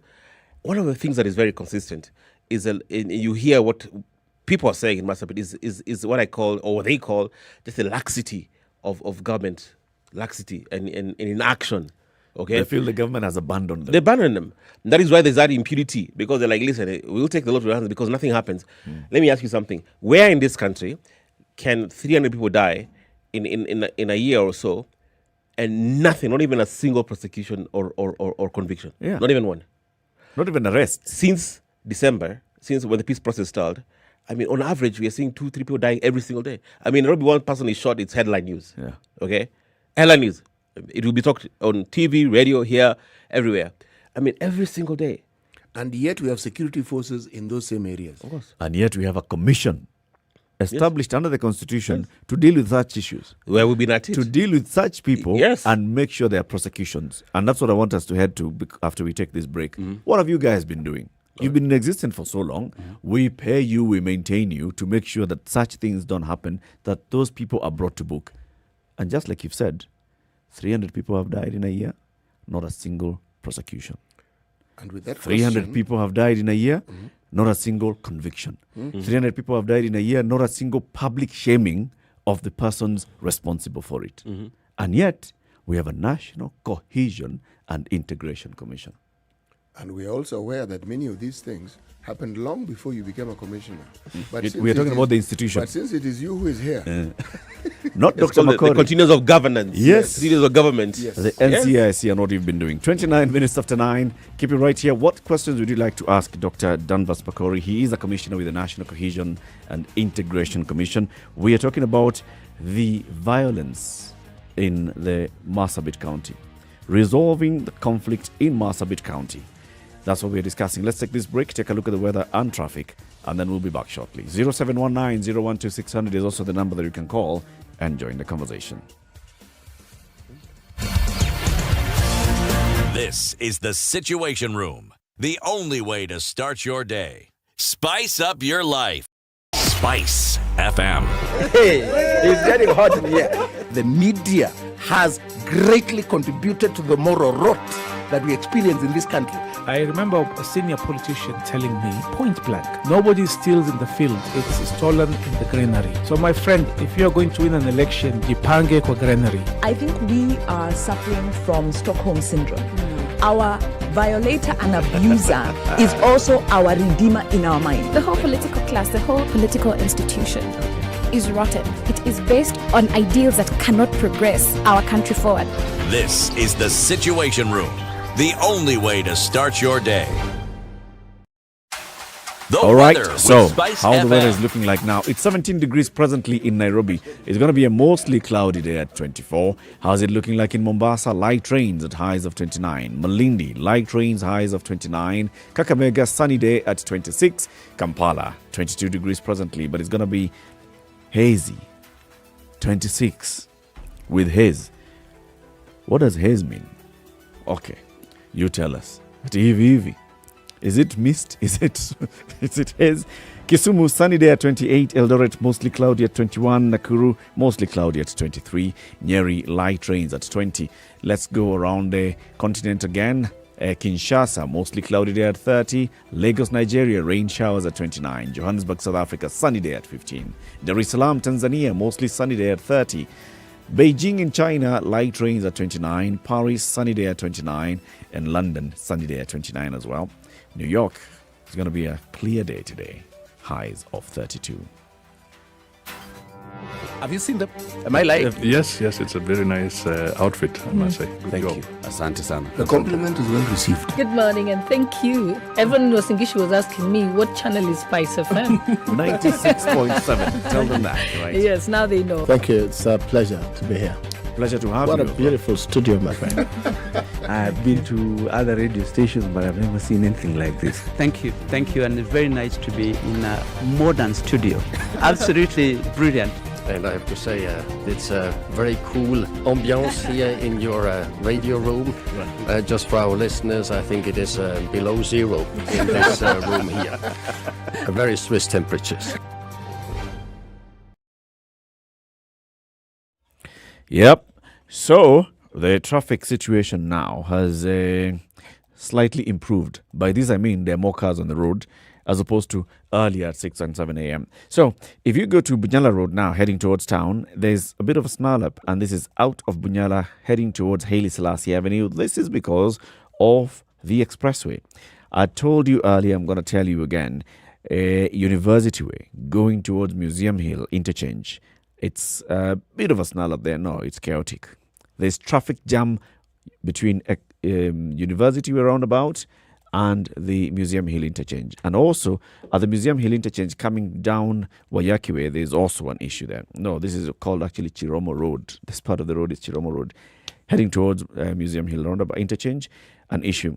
Jogoo Road is not looking so bad apart from just the usual hotspots. This is the City Stadium roundabout and Landis Road. That's issues. Thika Road coming to town today is Nyeri all the way up to the moment you get to Muranga Road around Ngara, heading towards the Globe Cinema roundabout. Kiambu Road is clear. Langata Road is clear. Ngong Road is clear.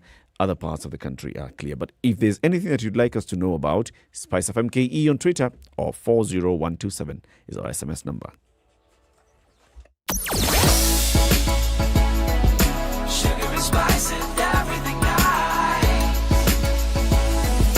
SpiceFM. Spice up your life. Mature, intelligent talk every morning. Spice up yourself.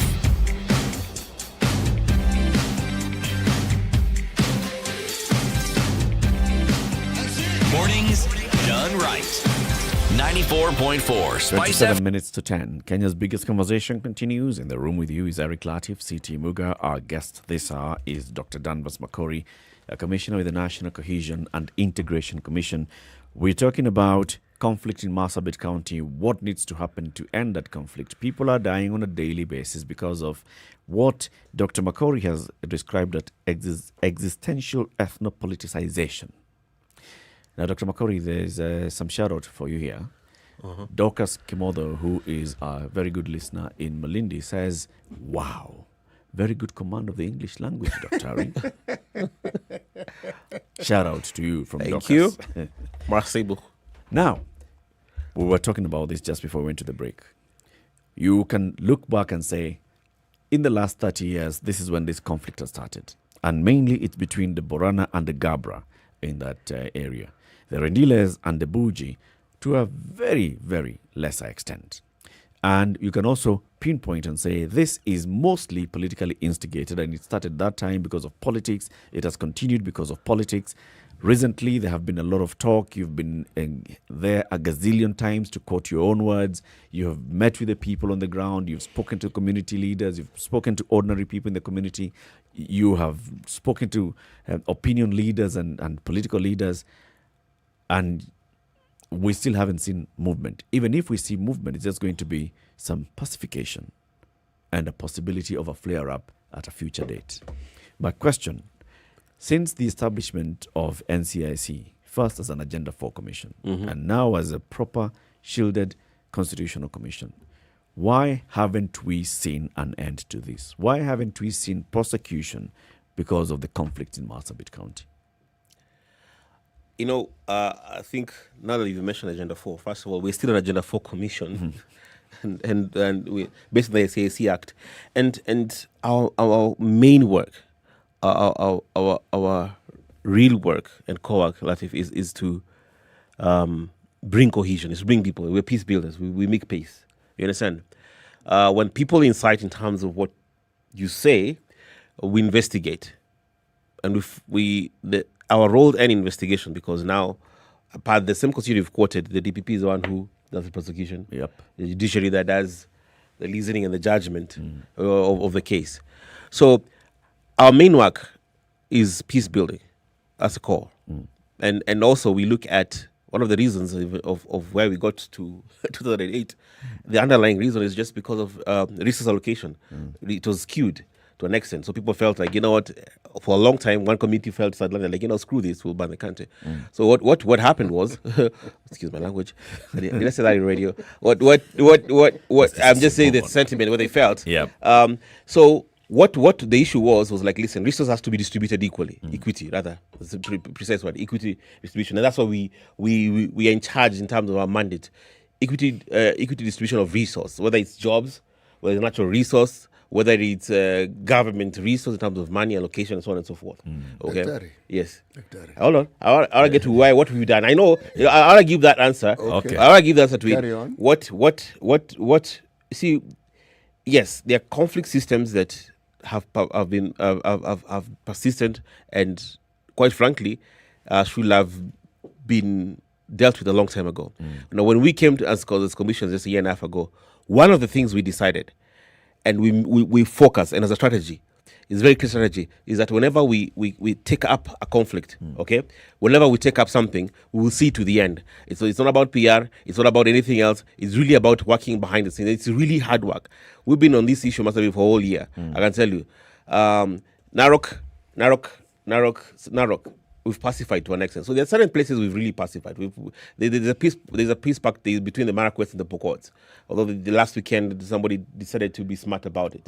Okay, so for this one, I can tell you, conflicts are something that's been there for 30 years. I don't think, realistically speaking, I was given 6 months to do it. I don't think it's going to be possible, but we'll still do it. And I'm persuaded. So it's a process. So you haven't answered the question, but look, let's just see. No. I want him to continue trying to answer the question, because if you look at Tana River, conflicts also used to flare up. Yep. And those ones were predominantly natural resources. And why do I say this? You'll find, for instance, the Orma or the Wardei, who are pastoralists, yes, and the Pokomo, who are predominantly farmers. Now, they would grow their maize next to the river. Yeah. Okay?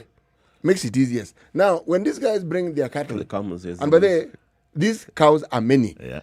In the thousands. Oh, there are many. In the thousands. Can you imagine what happens when they walk through that maize plantation? They're going to eat the maize. Clear, right. Maize is sweeter. Yep. Okay? Now, one understood what brought about those conflicts. One doesn't hear that conflict very often in Tana River anymore. I said one doesn't hear. I'm not saying it's not there. It's there, yeah. Yes, but one doesn't hear it. Yes. It doesn't flare up. Now, is it because anything that happens in those far-flung areas are not given coverage? Nobody cares about them, meaning they can kill themselves until they all die? Or is it that the commission that you represent have actually found a formula that can actually work in areas that have conflict, so that you actually avert the conflict, not resolve it, avert it, so that it actually doesn't happen? Partly, I think it's a mixture of both, because once in a while it flares up, and flare up is somebody's cattle is going to stray up in somebody's farm, like you said. We still get those reports, but we put infrastructures, peace committees between these communities. So these infrastructures are placed in these hotspots areas across the country, not just the river, up to Kerio Valley, and for the most part they work to an extent. And rightly we say, if you look at the hotspots as far as conflict is concerned, it's always for the longest time. Let me rephrase that. For the longest time, it has revolved around resource sharing, especially in pastoral communities. And in places where we've put mechanisms, we have peace agreements, especially in Mandera. It was those are the clans, the Marulas and the Godias. We have those peace agreements, and we have mechanisms to monitor them. I mean, actually, it's holding peace. That's what I'm saying. There's many places I can tell you. Mandera, we've specified Wajir is holding to an extent. Elgeyo Marakwet, Pokot, West Pokot is I mean, that place was horrible. And for the most part, we were able to do a lot of these things. Narok, Nakuru border between the Kipsigis and the Maasais, now the Kipsigis and the Kikuyus to an extent, and the Ogieks. I mean, we pretty much have been able to find ways and mechanisms for people to live in. Now, is it perfect? No. Human beings will always, to an extent especially, I think this part of the world will always conflict. So there are places where I can tell you that. Now we are seeing now we are focused on this, and that's why we put everything on the table.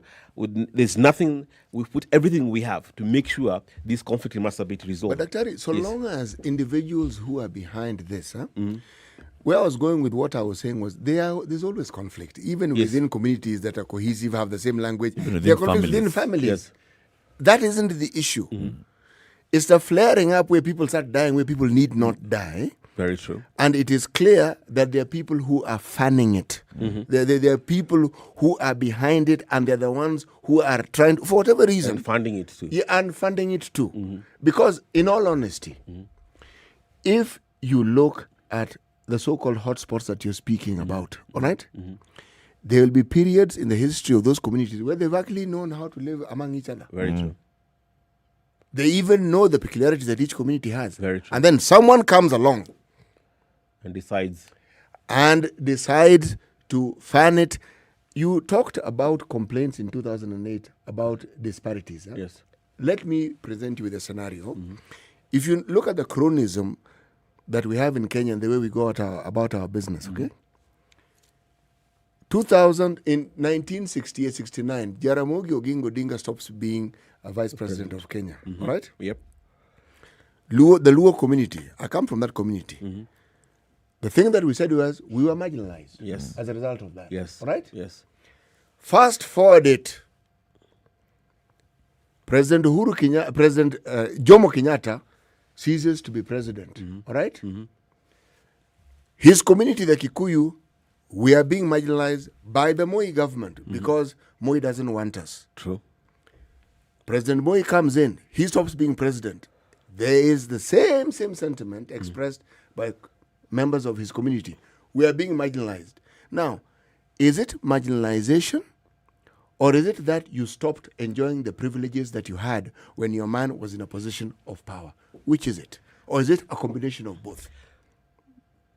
There's a reason why I asked the question. Did you abuse the opportunity that you had to the disadvantage of others? Usually they did. And they will say they didn't. And the thing that I find really peculiar about this is there are very few people who now represent the whole community. Because in each of these communities, if you ask, they'll say, but my life didn't really change even when so-and-so was in power. Yes. Actually, it even became worse, probably. Probably. Yeah. But because the representation is that your person is at the helm. Now, you trickle it down to the county level, which we now have, okay? And you will have a similar problem. Now, what I'm saying is, until and unless you address the real issues, just because someone says they're marginalized doesn't mean they're necessarily marginalized. It probably just means that the privilege you had has been removed. Now, there are people who are clearly picked on, clearly marginalized. They were detained, they were jailed. Some even lost property. Those are clear cases. There's no arguing about it. But for many people who later claim that they were marginalized, I am of the view that if you look at later issues, it was just a question of privilege has been removed. Now, you tell me, if somebody wants to maintain privilege, won't they do everything within their means, including funding? Yes. Yeah, absolutely. Yes. Now, that is my argument. That the conflicts we're seeing right now, this resource distribution and the issues about them have existed from antiquity. It didn't start yesterday or in this century. It is the clinging on to power and wanting to hold on to it at whatever cost. And in this case, it's at the cost of human lives. And that is why the question I'm asking is, why aren't you people bringing these people to book? Because you know who they are. If a layman like me can point a finger. It's about impunity as well. Just to add on to that question. just like you said, if you've seen successive governments have not done anything to the people who perpetrated the killing of your people, what are you going to do? Are you going to rely on that government that has done nothing, or are you going to take up arms and defend yourself? And it continues the vicious cycle. And that way you propagate impunity. And you move from being a political leader to being a warlord. And if you're a warlord, it means that you have, it's like you're claiming that you have an independent state within a state. Actually, if you ask me. actually, what we've seen in Marsabit is the rise of militia on both sides. Okay, on both sides. This is just one side. In a sovereign state, with a government, yeah, you have people have their own militias, well trained, well armed, well equipped, well supplied. Yep. Okay, but with a very, very, very robust intelligence service. Of course. I mean, there's nothing that you do that they don't know, even your breathing. Now, what are we doing? Just to answer your question, as we engaged in this process throughout, when the peace process started, one of the first things we brought into the place was not just a ceasefire, but demobilization, disbandment, and disarmament of these militias voluntarily. Okay. And they agreed to an extent. For a week, the movement started to demobilize these ones. Of course, some of these people you said were not very happy. Okay? And you know what is funny? Every time we have a very serious movement in terms of peace in Marsabit, we are very, very, very serious peace process. Both principals, who you've mentioned, appointed people to negotiate on behalf of the communities. Okay? Because they don't have time. They said, we'll appoint 7 people. Okay? So both the governor and the CS appointed 7 people to negotiate a permanent solution to the issue. Within a month and a half, that was torpedoed. By? Of course, people who A are third not party or no, the people who were not very happy with our process. Right. Okay. Now, one of the things that we had agreed, and that's why I think we had pressed that button, was a demobilization of those militias. Now, as I'm telling you right now, and I can tell you, because we've given dialogue a chance, okay? And even right now, they'll be given a chance by themselves to demobilize, to voluntarily disarm those militias. It's going to happen, most likely not. So what's going to happen is what? They will allow the government to do actually its job, which is supposed to be done a long time ago, is basically to do a disarmament that sometimes people will suffer. I can tell you it's not going to be easy, but at one point we just can't allow the country to go that way. So those are the actions I'm telling you which will be taken, because we've given dialogue a chance, and now you give your colleagues within this sector apparatus to do their job, because those arms, those militias have to, because if you remove the sting from a bee, then you don't have to worry about a bee. You understand? So that's the sting we have to remove. The bee becomes a fly. It has become a fly. So we need them to become they need to fly in peace and stop stinging one another. So that sting has to be removed from both sides. But both elements removed. I'm still on the case of NCIC. Yes. All right. So you told us, yes, one of your core mandates is peace building. Do you have a mandate to investigate? Yes. And to hold accountable? Yes. Do you have the capacity? Do you have the capacity to do this? Have you actually rolled out? Is it part of your strategy that as this is happening, as the government security apparatus rolls in and does this, you as NCIC, with a mandate to investigate, can actually present a file to the DPP and say, these are the individuals that are ultimately responsible for what has happened in this area? Do you have the capacity? Not 100%. Okay, what to be very to be 10, 20, 30, 40? To be frank with you. All right. Do you have security personnel, police service personnel who are attached to the commission? Yes, we have DCI officers attached to the commission, Secretary Commission. Yes. So you're able to investigate? Yes. Are you investigating? We're investigating, and the files, I can tell you, most of the files are with the DPP. I can tell you that. How many, in the last years of NCIC's existence, how many times has NCIC forwarded files to the DPP with regards to Marsabit? To Marsabit, I think twice. Twice? Yes. And what was the response from the DPP? Here's a file, add X, Y, and Z. Insufficient data, insufficient evidence to prosecute. Yeah.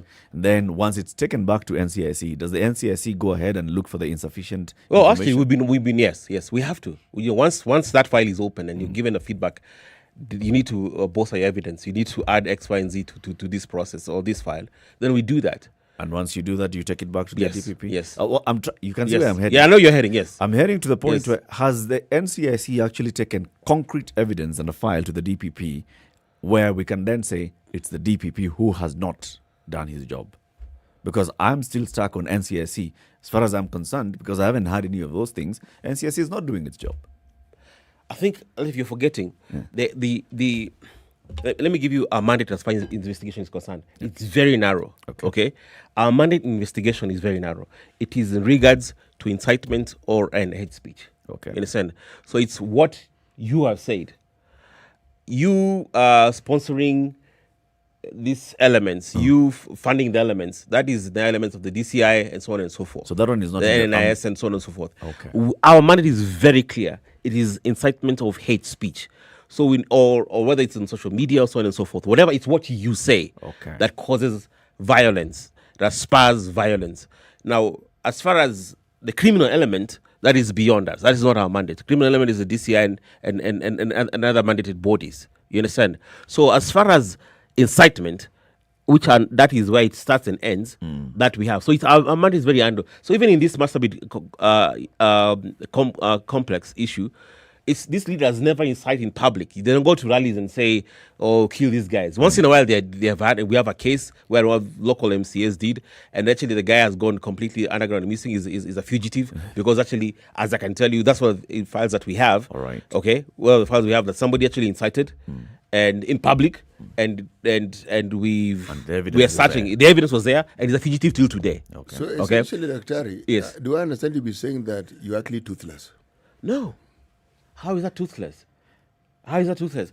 When people say that, how is that toothless? Let me ask you. No, I want you to explain to me how you have teeth. Let me answer. Yes. Let me How is answer that- how toothless then that would be. Because we've seen in many cases when cases of hate speech and incitement are taken to court, and in defense, those alleged perpetrators come back and say it's a matter of translation.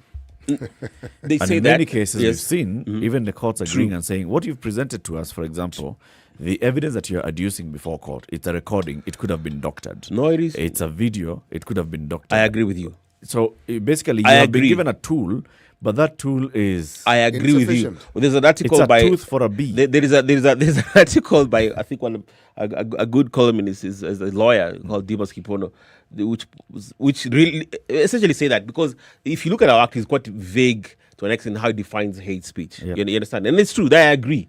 You understand? So it's a matter of the law not being precise. Now we are amending the law as we speak so that it can be very precise. It's what you said, because the Constitution ends in terms of free speech. It says you're free to say whatever you want to say. As long as you don't incite to war and propaganda to war and so on and so forth. Okay, understand? Now it comes to our act, it's very vague. So I agree with you. So the act in itself doesn't give us that mechanism to do that, and that's why we are amending the act. Now, that issue You're of a big toothless- bulldog with one tooth. No. Ours This is is not a- to bite, No, guys. this is a vegetable eating tooth No, bulldog. no, guys. No. Listen, no. But see, what did you say? Our core mandate is peace building. Well, it's not to bite people. It has not to bite. Is it foreign? It's really not. To seek cohesion and It's seek integration. cohesion, integration, and peace. Okay, To that's I agree pendane. with you. But To now, pendane. look at the problem of masturbate yet again. Yes. We talked about natural resources. Yes. Part of the problem with this, the water hole that we talk about, do you know what And the happened? pans, yes. During the Moi era, boundaries were changed. And that is one of the reasons we have a conflict right now. So these key watering holes Yes. ended up in North Hor. Yes, when the boundaries were changed, it just It carved moved from where to North Hor? Yes, it moved that way. In 1988, North Hor going up, including now Saku, was considered masturbate north. Okay, some fella decided to carve themselves A small a constituency. small constituency, Right. okay, called Saku. Yep. Looking back, if that wasn't done, or if it was done a better way, if it was done, let's In a look at more both ways. If inclusive- it was done in a more With public comprehensive, publication. smart way, or not done, we'll not have this conflict as we speak right now. I can Yes, tell you. but one of the it, genesis. it goes further, as I mentioned to you Yes. in passing, all right? You have the Borana, the dominant community. North Hor, borders Ethiopia. Yes. Who are on the other side? Oromo. Mm-hmm. Okay? So they are sandwiched. And the Oromo in Ethiopia are 35 million strong. They are Boranas. There's no they are Boranas. So in a sense, one can see the situation the Gabriels find themselves in. They feel oh yes, sieged. One could argue they're under siege. Now, when you have a situation such as this one, the peace making process that you talk about make perfect sense to me. However, I don't see the process going forth. I don't see it producing any fruit whatsoever, so long as the warlords are not dealt with, because they are known. Now, here's the question. I'm also going to pose to you. Right. Did this conflict start with them? Start with the current warlords. Yes, as you call them. Oh, no. If I get You malaria see? today, am I You going see? to be discussing the malaria I had when I was a child? No. Get all I agree. warlords. No, you have a point, but I'm saying this conflict has preceded these guys. The principle. So it got into a point where Yes. it's now owned by more people, not just the one It's a warlord. whole community. It's not the current warlord. So basically, there is that fear of destabilizing the community. If you remove this one guy, there are very many more people who support him. Eric, they are more dominant. In every community, there are voices that are more dominant than of others. course. And we all know this. Of course. They are the opinion shapers, they are the opinion holders. We know this. And let me repeat, they are known. They need to be dealt with. You and your commission know them. DCI, intelligence. They know them. And so long as they're not dealt with, we are going to be having a discussion when people are dying. Don't you believe? Let me ask you a question. Should the owners of war be the owners of peace? No, they should be made to be the owners of peace. But that's what we're doing. But that's our job. That's part of is it. to talk, is to bring this to the table and say, let's talk peace. Because you will not, as you said, how is dealing with them is two front. You can say legal mechanism, arrest, and so on and so forth. That's when dealing with them is come to the table and say that you need to stop it, find peace solution for your community. So for us, where we come from is, I'm a peacemaker. Yeah. By large. So I bring these two people together and say, guys, let's have peace. That conversation. If that fails, then we have other mechanisms. And you know what? That conversation will be much isolation. better and much easier when some of their leaders are arrested in can't be in jail. isolation. Believe me, that conversation about peace will Yugoslavia, there are people who are being held accountable we arrested today. the two MPs a while back, and there was a peace for next. Remember the time we arrested the MP for Sakwe, the MP for and then what happened? For North Hall. For how long? Then what happened? Arrested. They went to the cell. They stayed there for a while. Then they actually talked peace, and they went back to the community. Both of them said, let's stop this. They were arrested. Slobodan We've arrested them. Milosevic.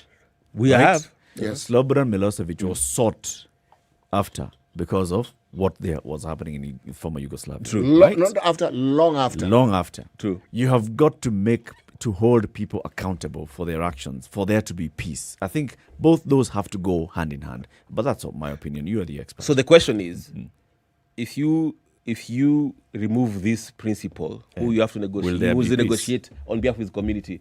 Who negotiates then? Somebody else. Somebody else. There's always somebody else. Before him, there was somebody else. After him, there'll be somebody A else. leader will emerge. Jail We're coming to the end of the person show. and make sure they stay in jail. Yes. Okay. We're coming to the end of the show. Danvers Makori, Commissioner, NCIC. Thank you for joining us. And for, I think you've shed a lot of light on what's exactly been happening in that region. But we hope that there will be peace and long-lasting peace, not just some fragile peace in the area. City, today's proverb? No barber shaves himself. Meskia, you've got to shave that guy. Clean. Shave Actually, the barber. the word you used is no barber shave himself, because other people try to shave themselves. You mirror, you start looking at and with what consequences? Thank you for Very tuning in today. Have a lovely day. Eid Mubarak.